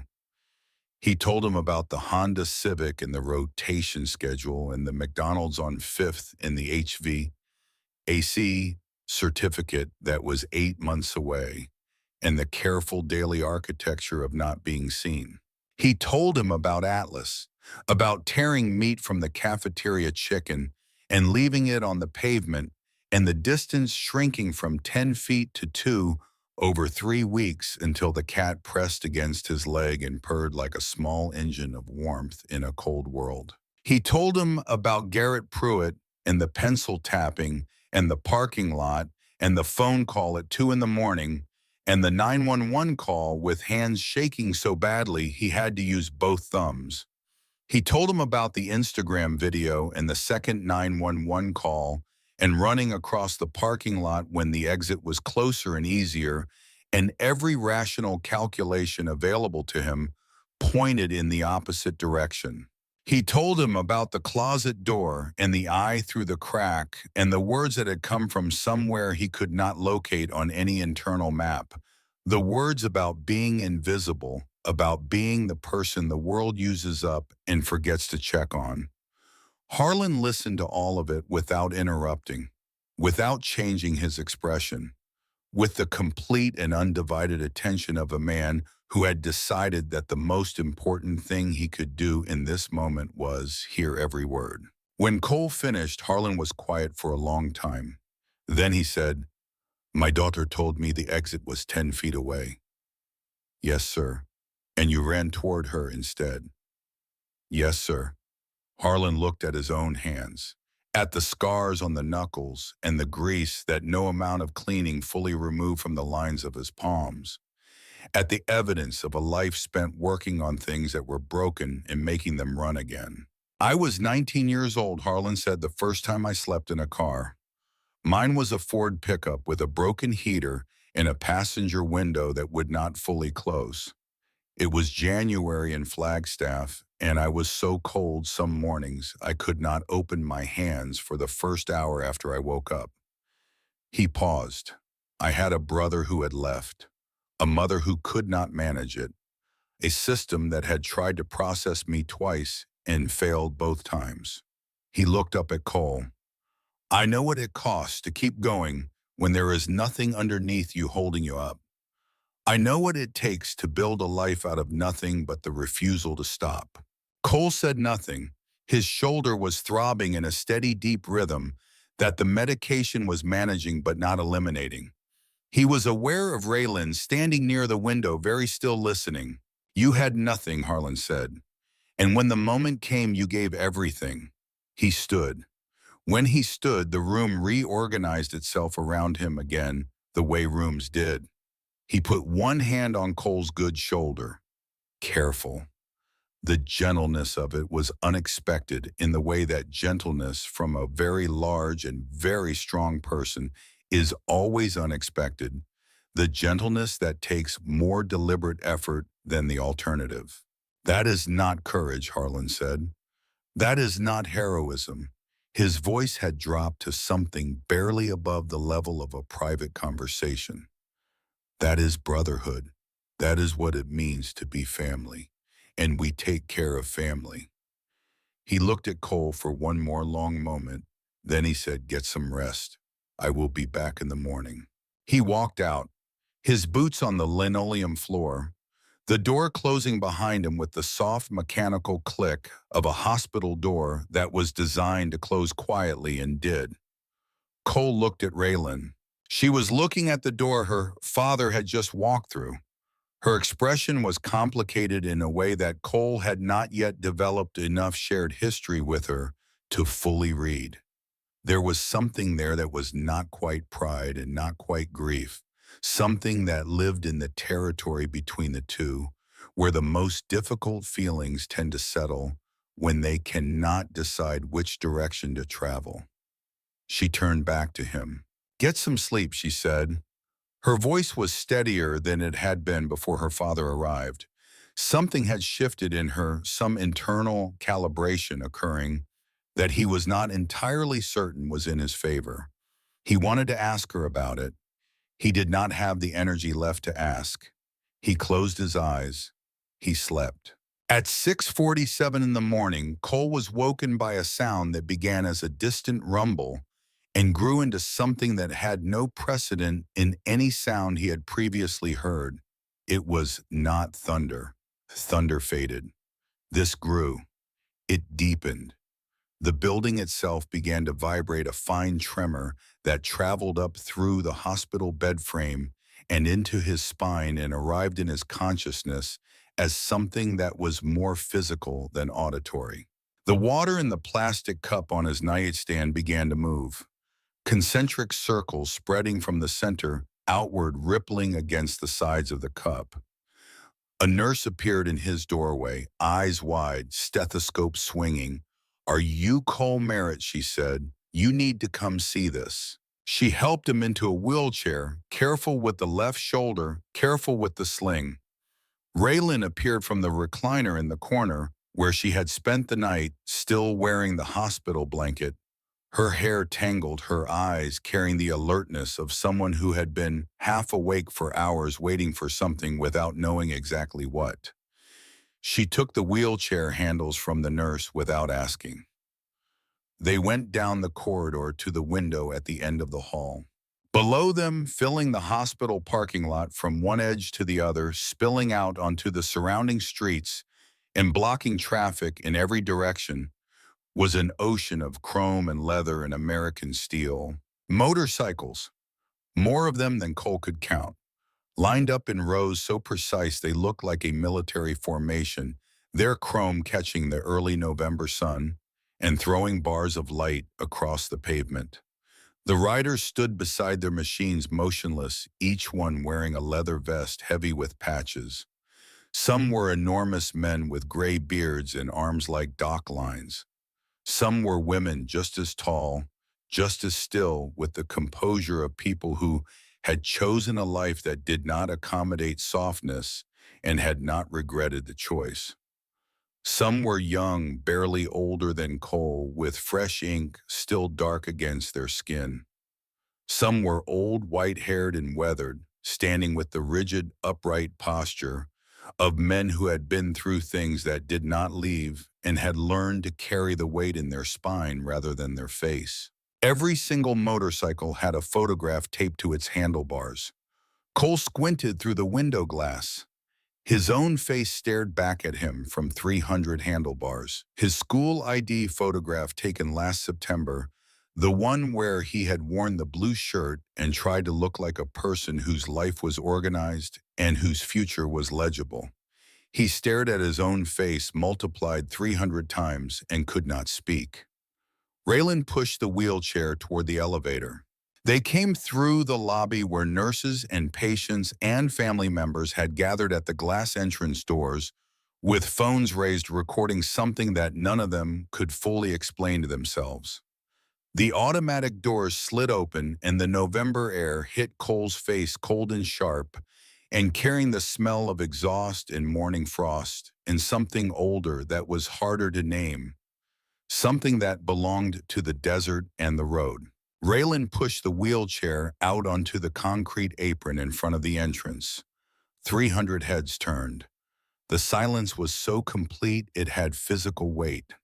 300 people looking at a skinny boy in a hospital wheelchair with a bandaged shoulder and dark circles under his eyes and an expression that belonged to someone who had been told something enormous and was still in the process of determining whether it was real. Harlan stepped forward from the front of the formation. He was wearing his full colors, the leather vest covered in a lifetime of patches, each one a chapter, in a story that Cole did not yet know how to read, but was beginning to understand was being offered to him. He walked slowly toward the wheelchair, each step deliberate, each step a word in a language that did not require translation. When he reached Cole, he stopped. He looked down at him for a long moment with those pale winter eyes. Then Harlan Voss, president of the Iron Saints, MC, 250 pounds of road and leather, and the authority of a man who had built everything he had from nothing with his own hands, got down on one knee. The movement went through the crowd like a current through water. 300 bikers went to their knees in unison.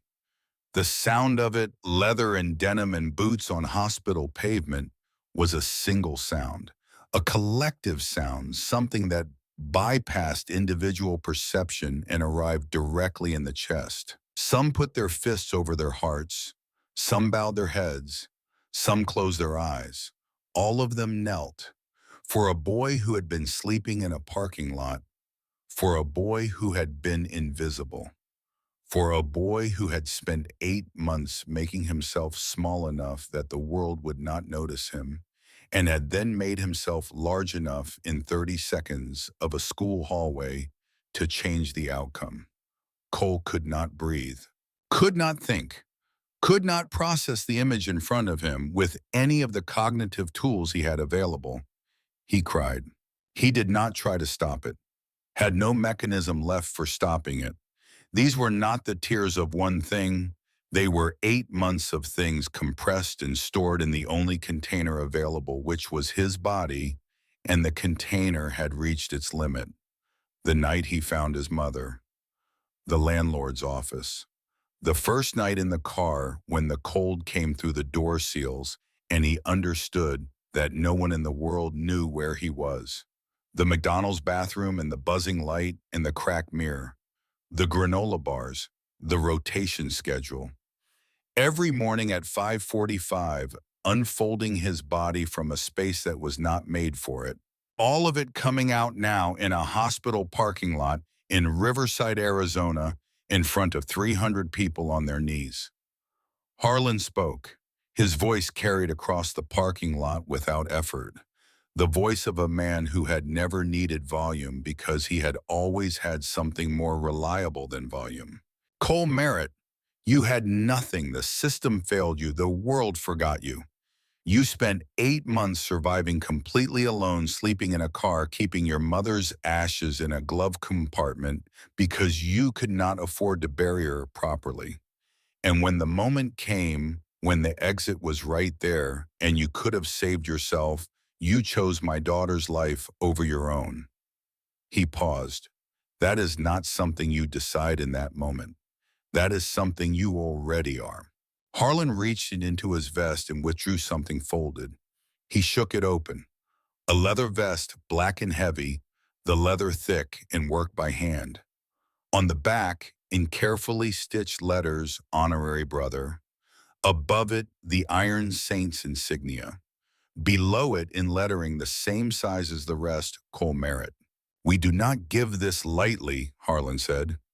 Some men ride with us for 20 years and never earn it.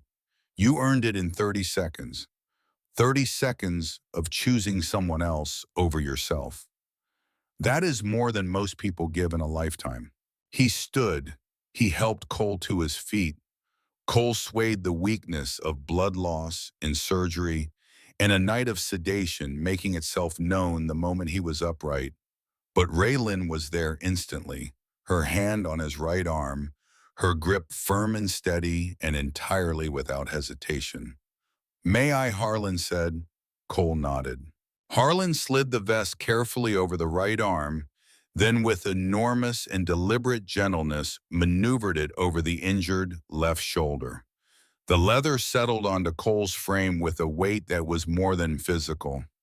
Heavy and warm and carrying the smell of oil and road dust and something else underneath those things that Cole could not name, but that felt in the way that the truest things feel like belonging. The 300 rose to their feet as one. Then they roared. Not with engines, with voices. His name moving through 300 throats and becoming something that bounced off the hospital walls and rolled out into the street where drivers had stopped their cars and stepped out to see what was happening. Cole, Cole, Cole. A sound that had no precedent in his experience. The sound of being claimed by a large number of people who had made a collective decision about who you were and intended to make sure you knew it. They came forward one at a time. An older man with a white ponytail and a face that had been through weather shook Cole's good hand with both of his. My granddaughter was in that school, he said. You gave those kids time, thank you. His voice was steady, but his eyes were not. A woman with fierce green eyes and a scar from her ear to her chin wrapped her arms around Cole with the careful precision of someone who knew where the injury was and intended to avoid it. My son was killed in a school shooting 3 years ago, she said quietly against his shoulder. Nobody protected him. You protected Raylan. You are a real one. A younger biker, maybe 30, with the particular look of someone who had been through the same territory Cole had been through and had come out the other side with specific knowledge about what it cost, pressed an envelope into Raylan's hands. First and last month's rent, he said to Cole directly. I was where you were at your age. Someone did this for me. Now I am doing it for you. They kept coming, each one with something, each one with a story that touched the edges of Cole's story or reflected it back from a different angle. Envelopes pressed into Raylan's arms because Cole's left arm was in a sling and his right arm was occupied with handshakes and brief embraces from people who communicated in the language of presence rather than words. The pile grew until Raylan was holding a tower of envelopes against her chest, her arms full, her face doing the complicated work of containing something too large for her usual expressions to manage. After an hour after every single member of the Iron Saints had paid their respects, Harlan raised one hand. Silence fell immediately. We ride, he said.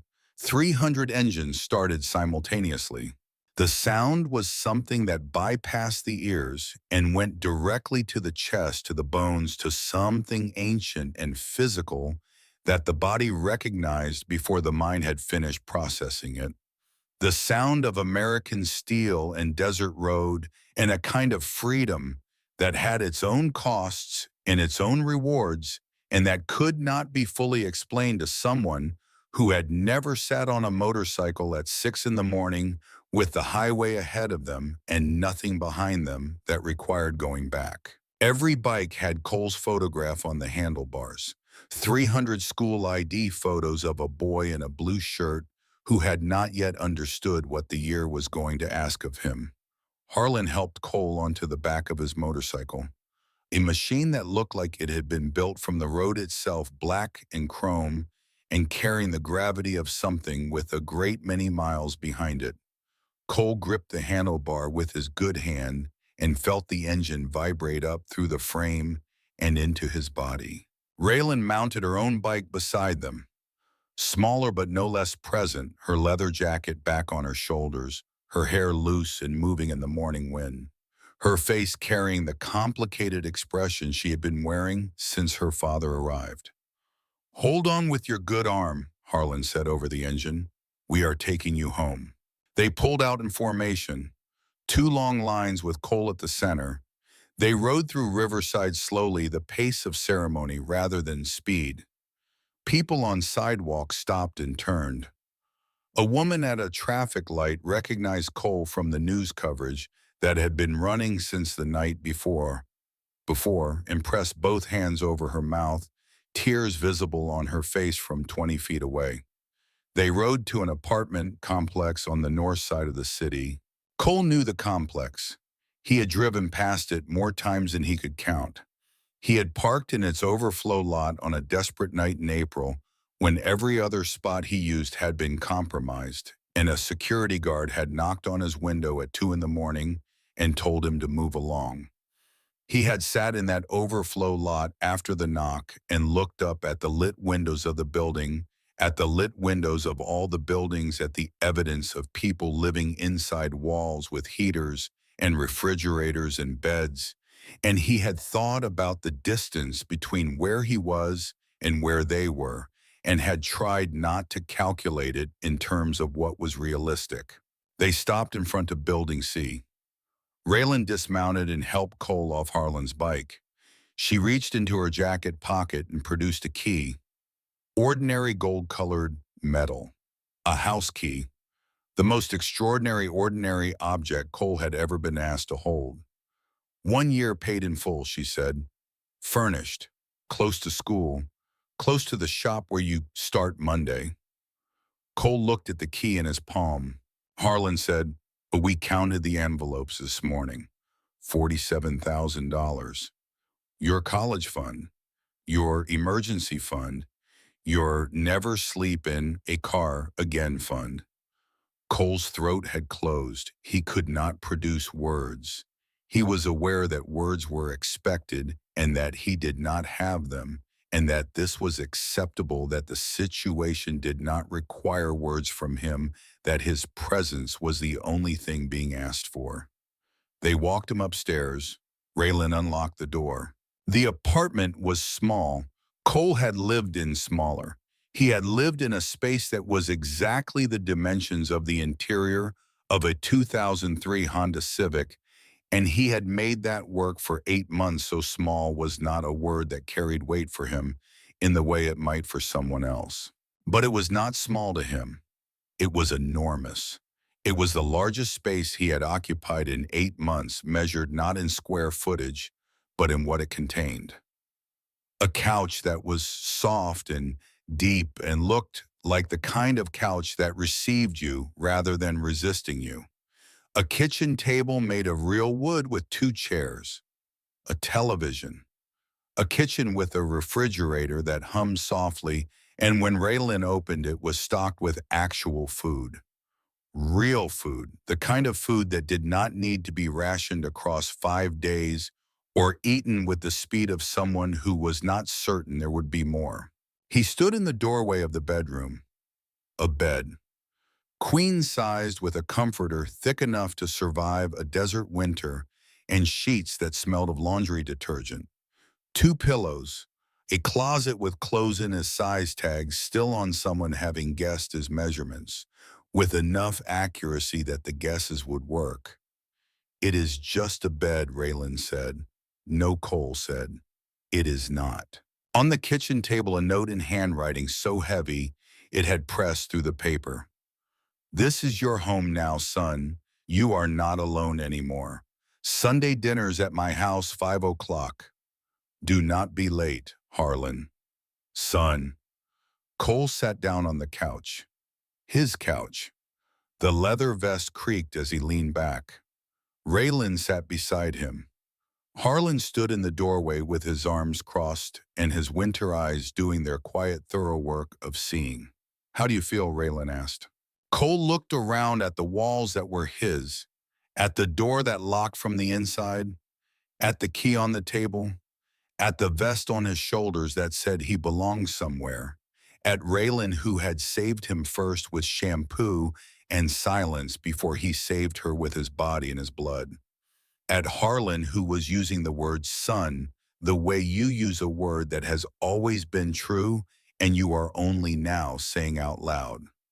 "Like I am dreaming," Cole said. "You are not," Harlan said. "This is real. You earned this. Not with what you had, with what you gave." He turned and walked out, his boots heavy on the stairs, the sound of him departing, leaving them alone in the apartment that was no longer empty because Cole was in it. Raylan did not move from the couch.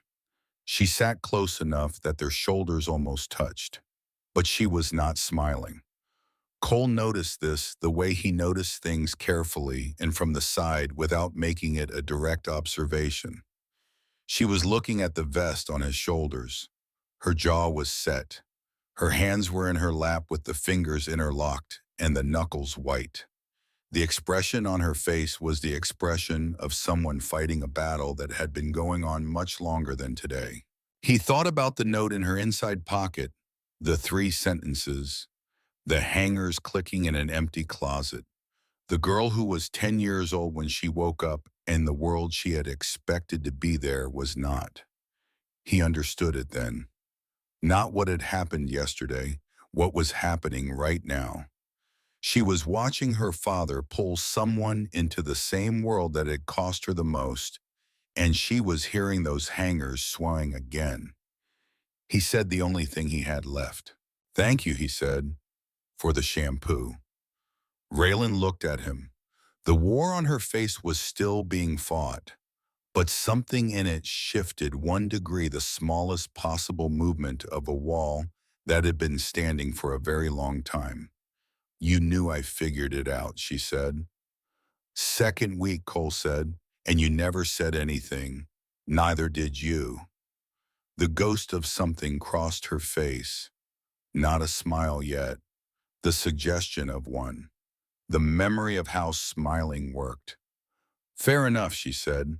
Outside, the sound of 300 engines starting one last time, rolling through the streets of Riverside like a promise being kept. The weeks that followed were not easy. Cole had not expected them to be easy. He had spent 8 months learning that the world did not become easy simply because the circumstances changed. You carried the previous version of things with you into the new version. The body remembered what the mind was trying to move past. He woke up every morning and for 3 or 4 seconds, he did not know where he was. His body prepared itself for the steering wheel against his knees, the cramped fold of his spine, the cold seeping through the car door seals. Then his hand touched the cotton sheets and the ceiling came into focus above him, and the refrigerator hummed in the kitchen, and the reality settled over him like something warm. He was in a bed, in an apartment, in a home. Then the other things came. The hallway, the fluorescent light and the sound it made, the crack of the rifle, and the way the lockers multiplied the sound until it came from everywhere at once. Garrett's eye through the gap in the door, red and empty, and looking at him with the flat patience of someone who had already decided. The gun barrel 6 inches from his face, the heat in his shoulder before the pain arrived. Dr. Whitfield had told him about this. PTSD is a wound, she had said in the flat practical tone of someone who had said it many times and meant it every time. Wounds heal better when you treat them. She had given him the name of a therapist, Dr. Patricia Wynn, an office on Carlisle Street with plants in the waiting room and a couch so deep it was almost architectural. Cole had gone on Tuesday of the second week.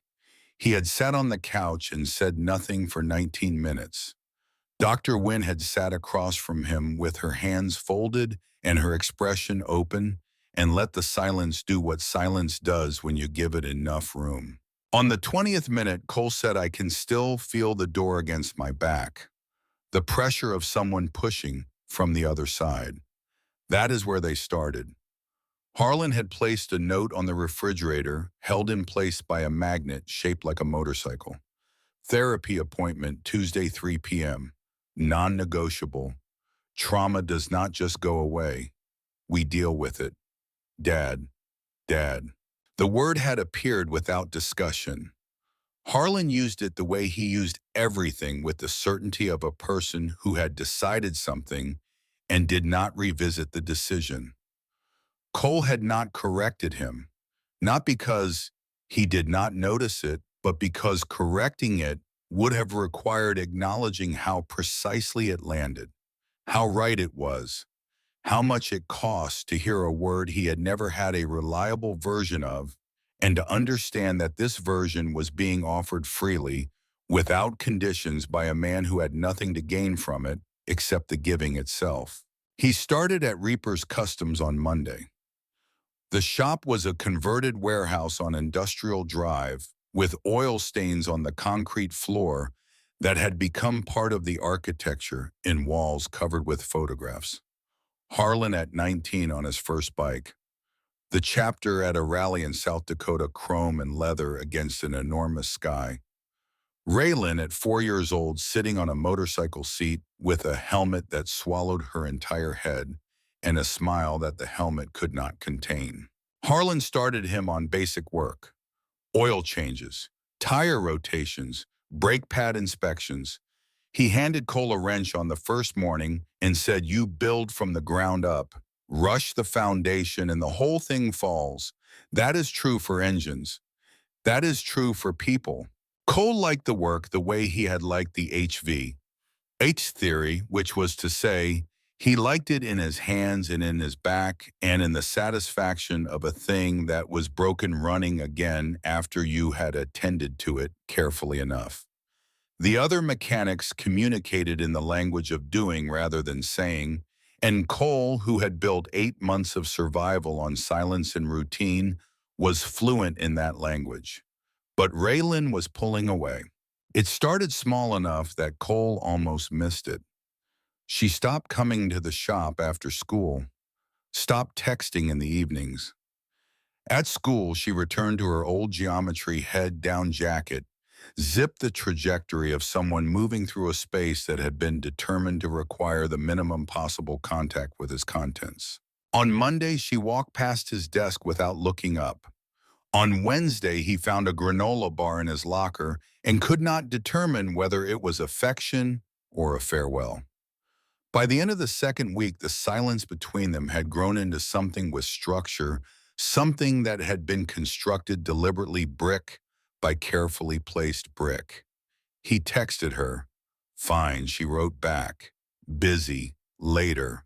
The economy of those words said more than the words themselves. He tried to catch her eye in American history. She studied her notebook. On Thursday evening, Cole was cleaning up after his shift when Harlan appeared in the bay doorway. He was not wearing his vest, just a flannel shirt and his jeans and his boots and his hands deep in his pockets, which Cole had learned was Harlan's version of vulnerability. Hands in pockets meant the armor was down, meant the man behind the mountain was present and available in a way that was not always accessible. "You notice anything about Raylan?" Harlan said. He was looking at the motorcycle on the lift rather than at Cole, a vintage bike that a client wanted restored. "She has been quiet," Cole said. "Quiet is her default. This is something else." Harlan turned. His eyes were troubled in a way Cole had not seen before. Harlan's eyes were usually certain, the eyes of a man who had made every decision in his life without looking back. Tonight they held doubt, and doubt on Harlan Voss's face was like a crack in a mountain, small, but going all the way through. "She will not talk to me," Cole said. "She will not talk to me either." Harlan's jaw worked.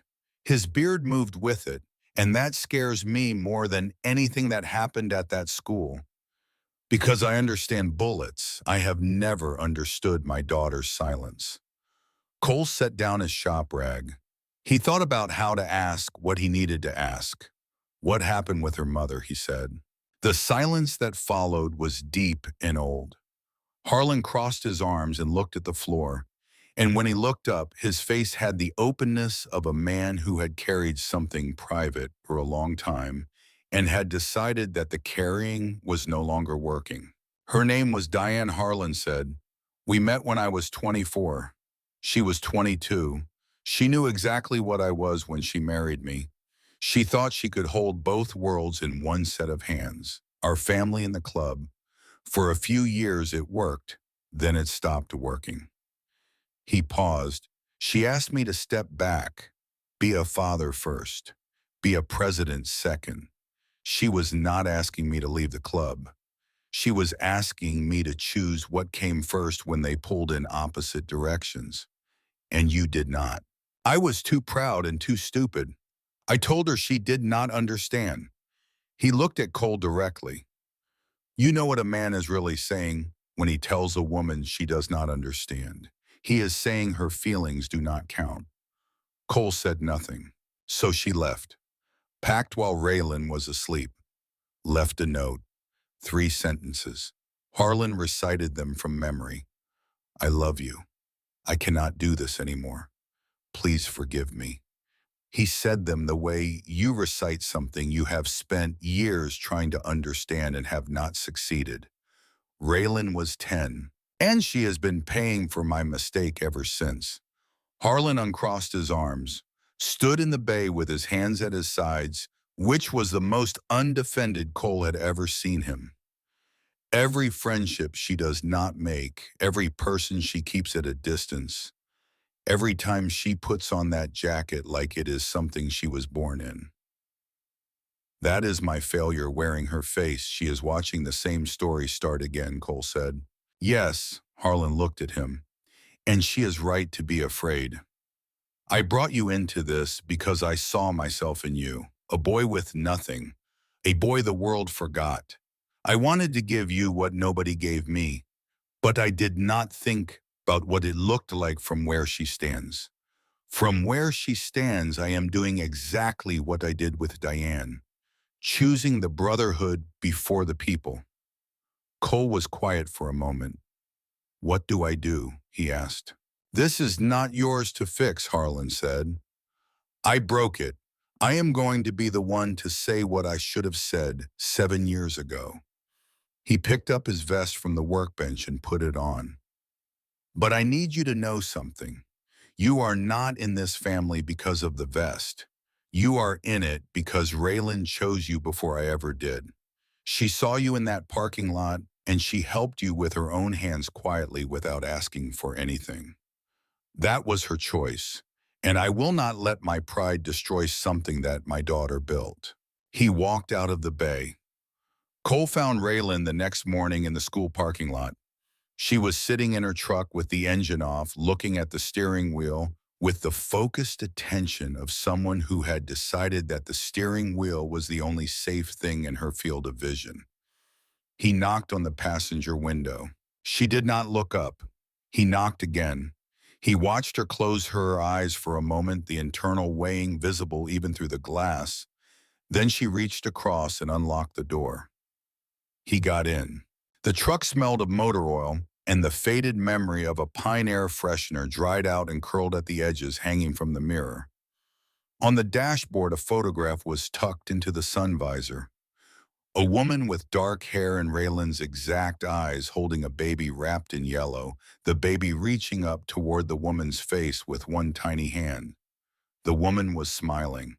The smile of someone who does not yet know what is coming. I talked to your dad last night, Cole said. Raylan's jaw tightened. He told me about your mom, about why you are afraid. You do not know what it is like, she said. Her voice was low, the voice of something that had been held at a controlled temperature for a long time. To love something and watch it consume the people around it. The leather, the patches, the brotherhood. It starts as a gift and then it becomes everything, and you are just standing there watching someone disappear into it. Cole said nothing. He let her continue. I was 10 years old, she said. I woke up and her closet was empty. The hangers were still moving, just clicking against each other in the draft. She was gone. Left a note, 3 sentences. I have been carrying it in my jacket pocket for 7 years. I love you. I cannot do this anymore. Please forgive me. 3 sentences. That is all I was worth to her. Her knuckles on the steering wheel had gone white. And now here is my dad giving you the vest, calling you son, and you are going to love it, Cole. I can already see it. The shop and the Sunday dinners and the brotherhood of all of it. And one day it is going to be bigger than everything else. And I am going to be 10 years old again listening to those hangers. She pressed her forehead against the steering wheel.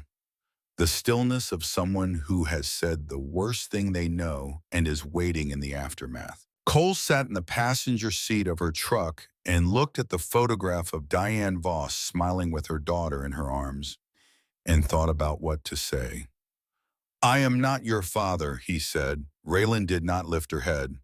"I am not going to disappear into anything. I am not going to get swallowed.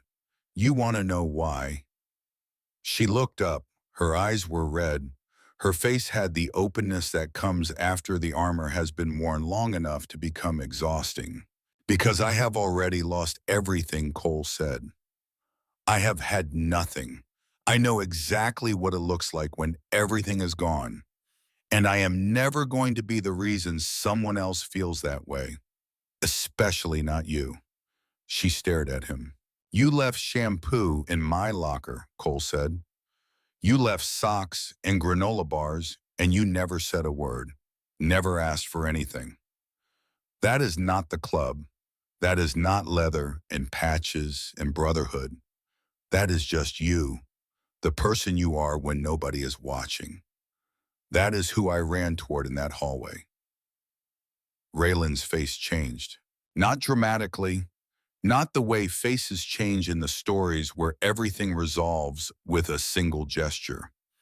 It changed the way walls change when the water behind them finally finds the weakness it has been looking for. Slowly, with the quiet inevitability of something that was going to happen eventually and has simply arrived at its moment. "Your dad told me something," Cole said. "He said you chose me before he did. He said the shampoo was a choice. Every time you looked away when my car was in the parking lot was a choice. You chose to see me when nobody else did." She closed her eyes. A tear moved down her jaw and fell onto her leather jacket. "I am scared," she whispered. "I know," Cole said. "So am I. Of what?" "Of having something to lose." His voice cracked. "For 8 months I had nothing. No home, no family, nobody who would notice if I was gone. And that was terrible, but it was safe because you cannot lose what you do not have. And now I have an apartment and a man who calls me son and $47,000 and a stray cat who waits for me by the dumpster every day. And a girl who puts shampoo in my locker. And every morning I wake up terrified because now there is something the world can take." Raylan opened her eyes. "So what do we do?" she said. "We do what your dad should have done with your mom," Cole said. "We do not let anything be bigger than the people. And when it gets hard and the fear starts building, we say it out loud. We do not write 3 sentences and disappear." She looked at him for a long time. Outside the truck, the school day was assembling itself. Students moving across the lot. Bells and voices, and the ordinary percussion of a morning that had no idea it was happening adjacent to anything important. "I was the one who told my dad about your mom's ashes," Raylan said. "In the glove compartment. I saw them one night when I was checking on your car." "I know," Cole said. "Are you angry?" "No.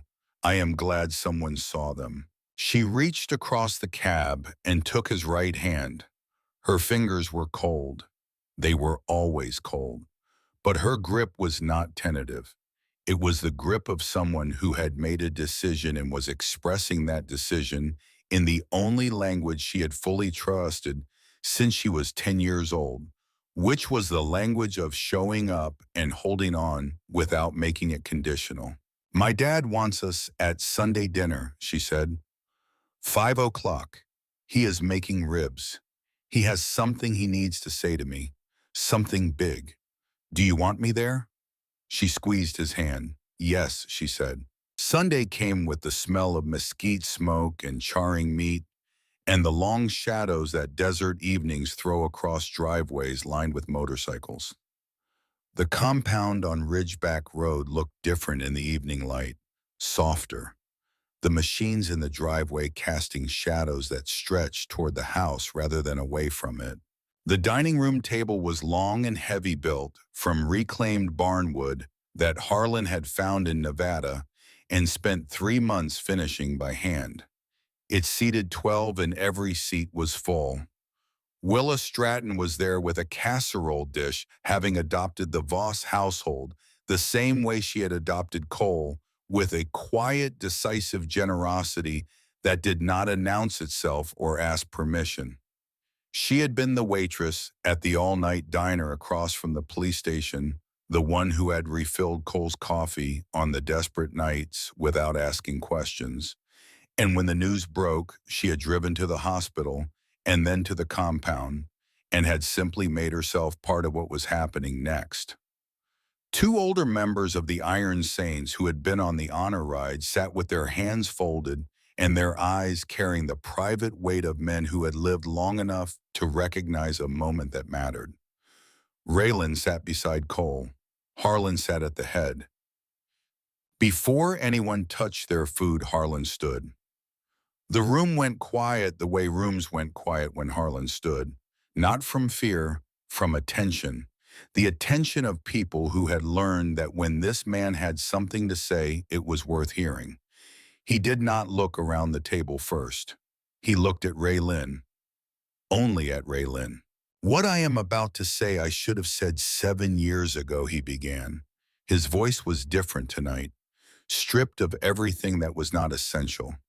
Just a man standing in his dining room with 7 years of a specific failure in his chest and the decision to finally set it down.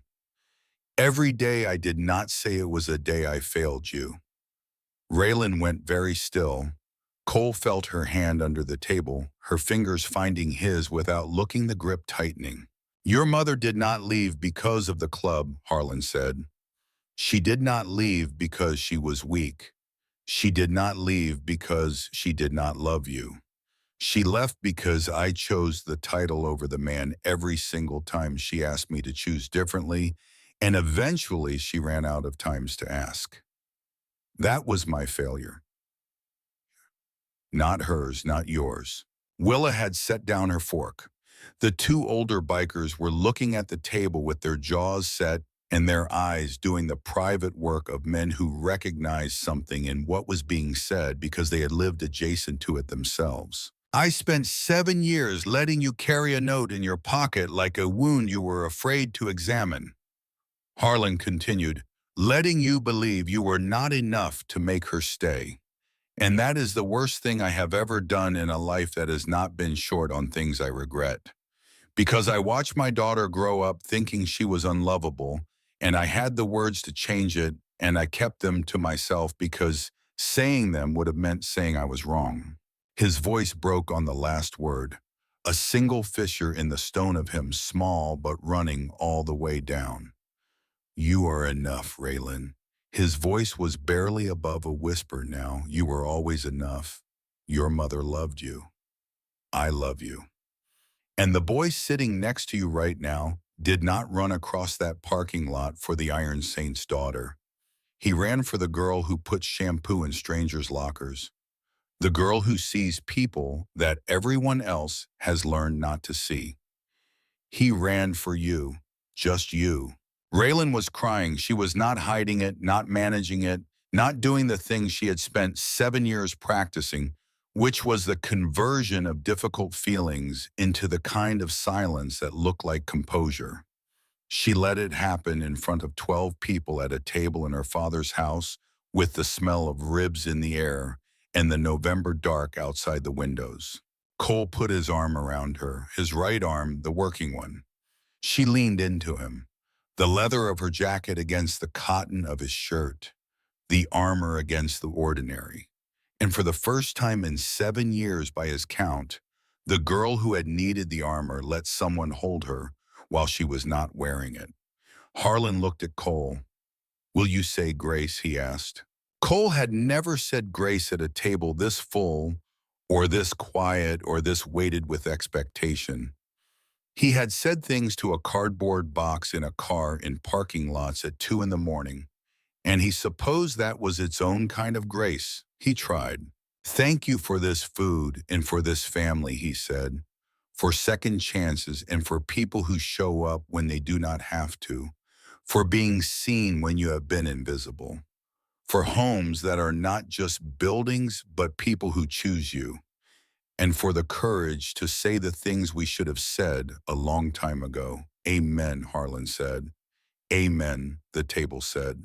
Glasses were raised. Food was served.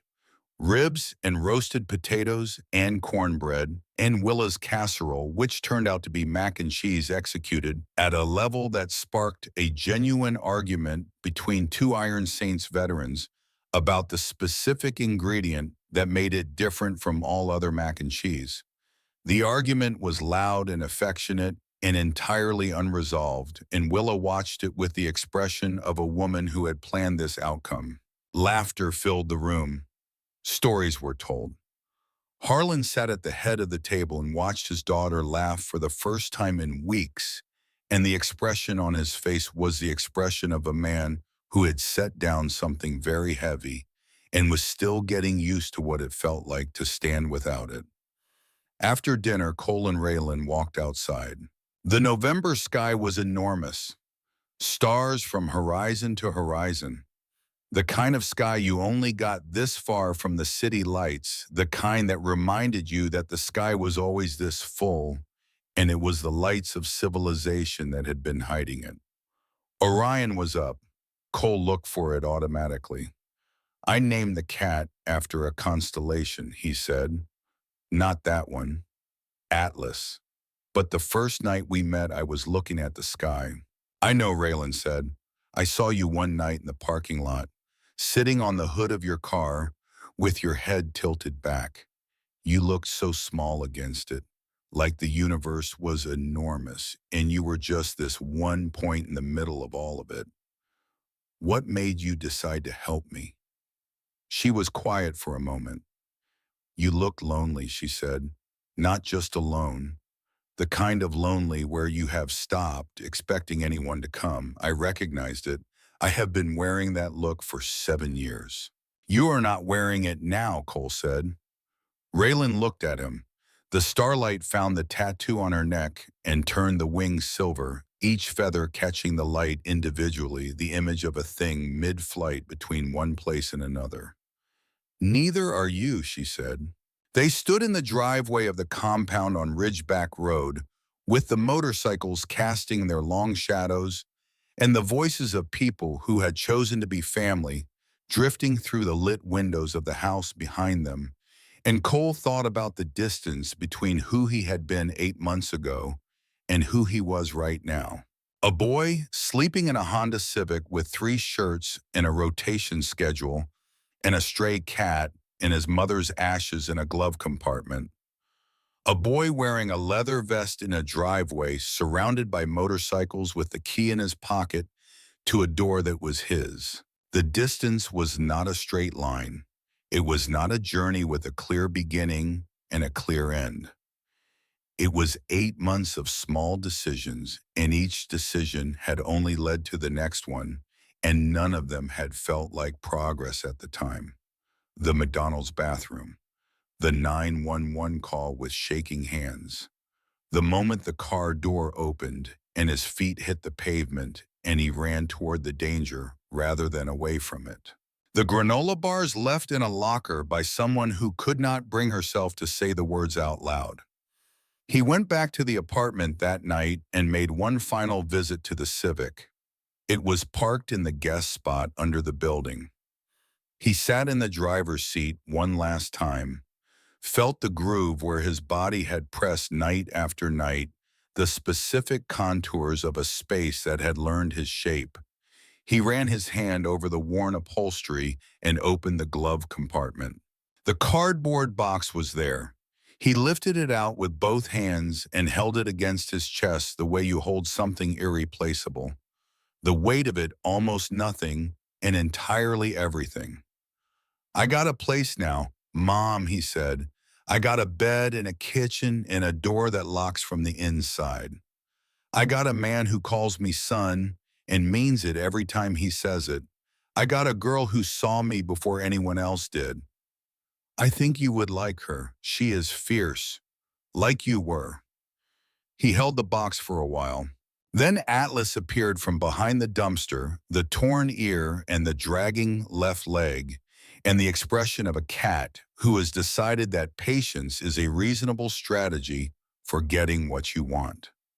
Cole got out of the car and opened a can of tuna he had brought from his kitchen. His kitchen. He set it on the pavement and watched the cat eat. "I am not forgetting about you," he said.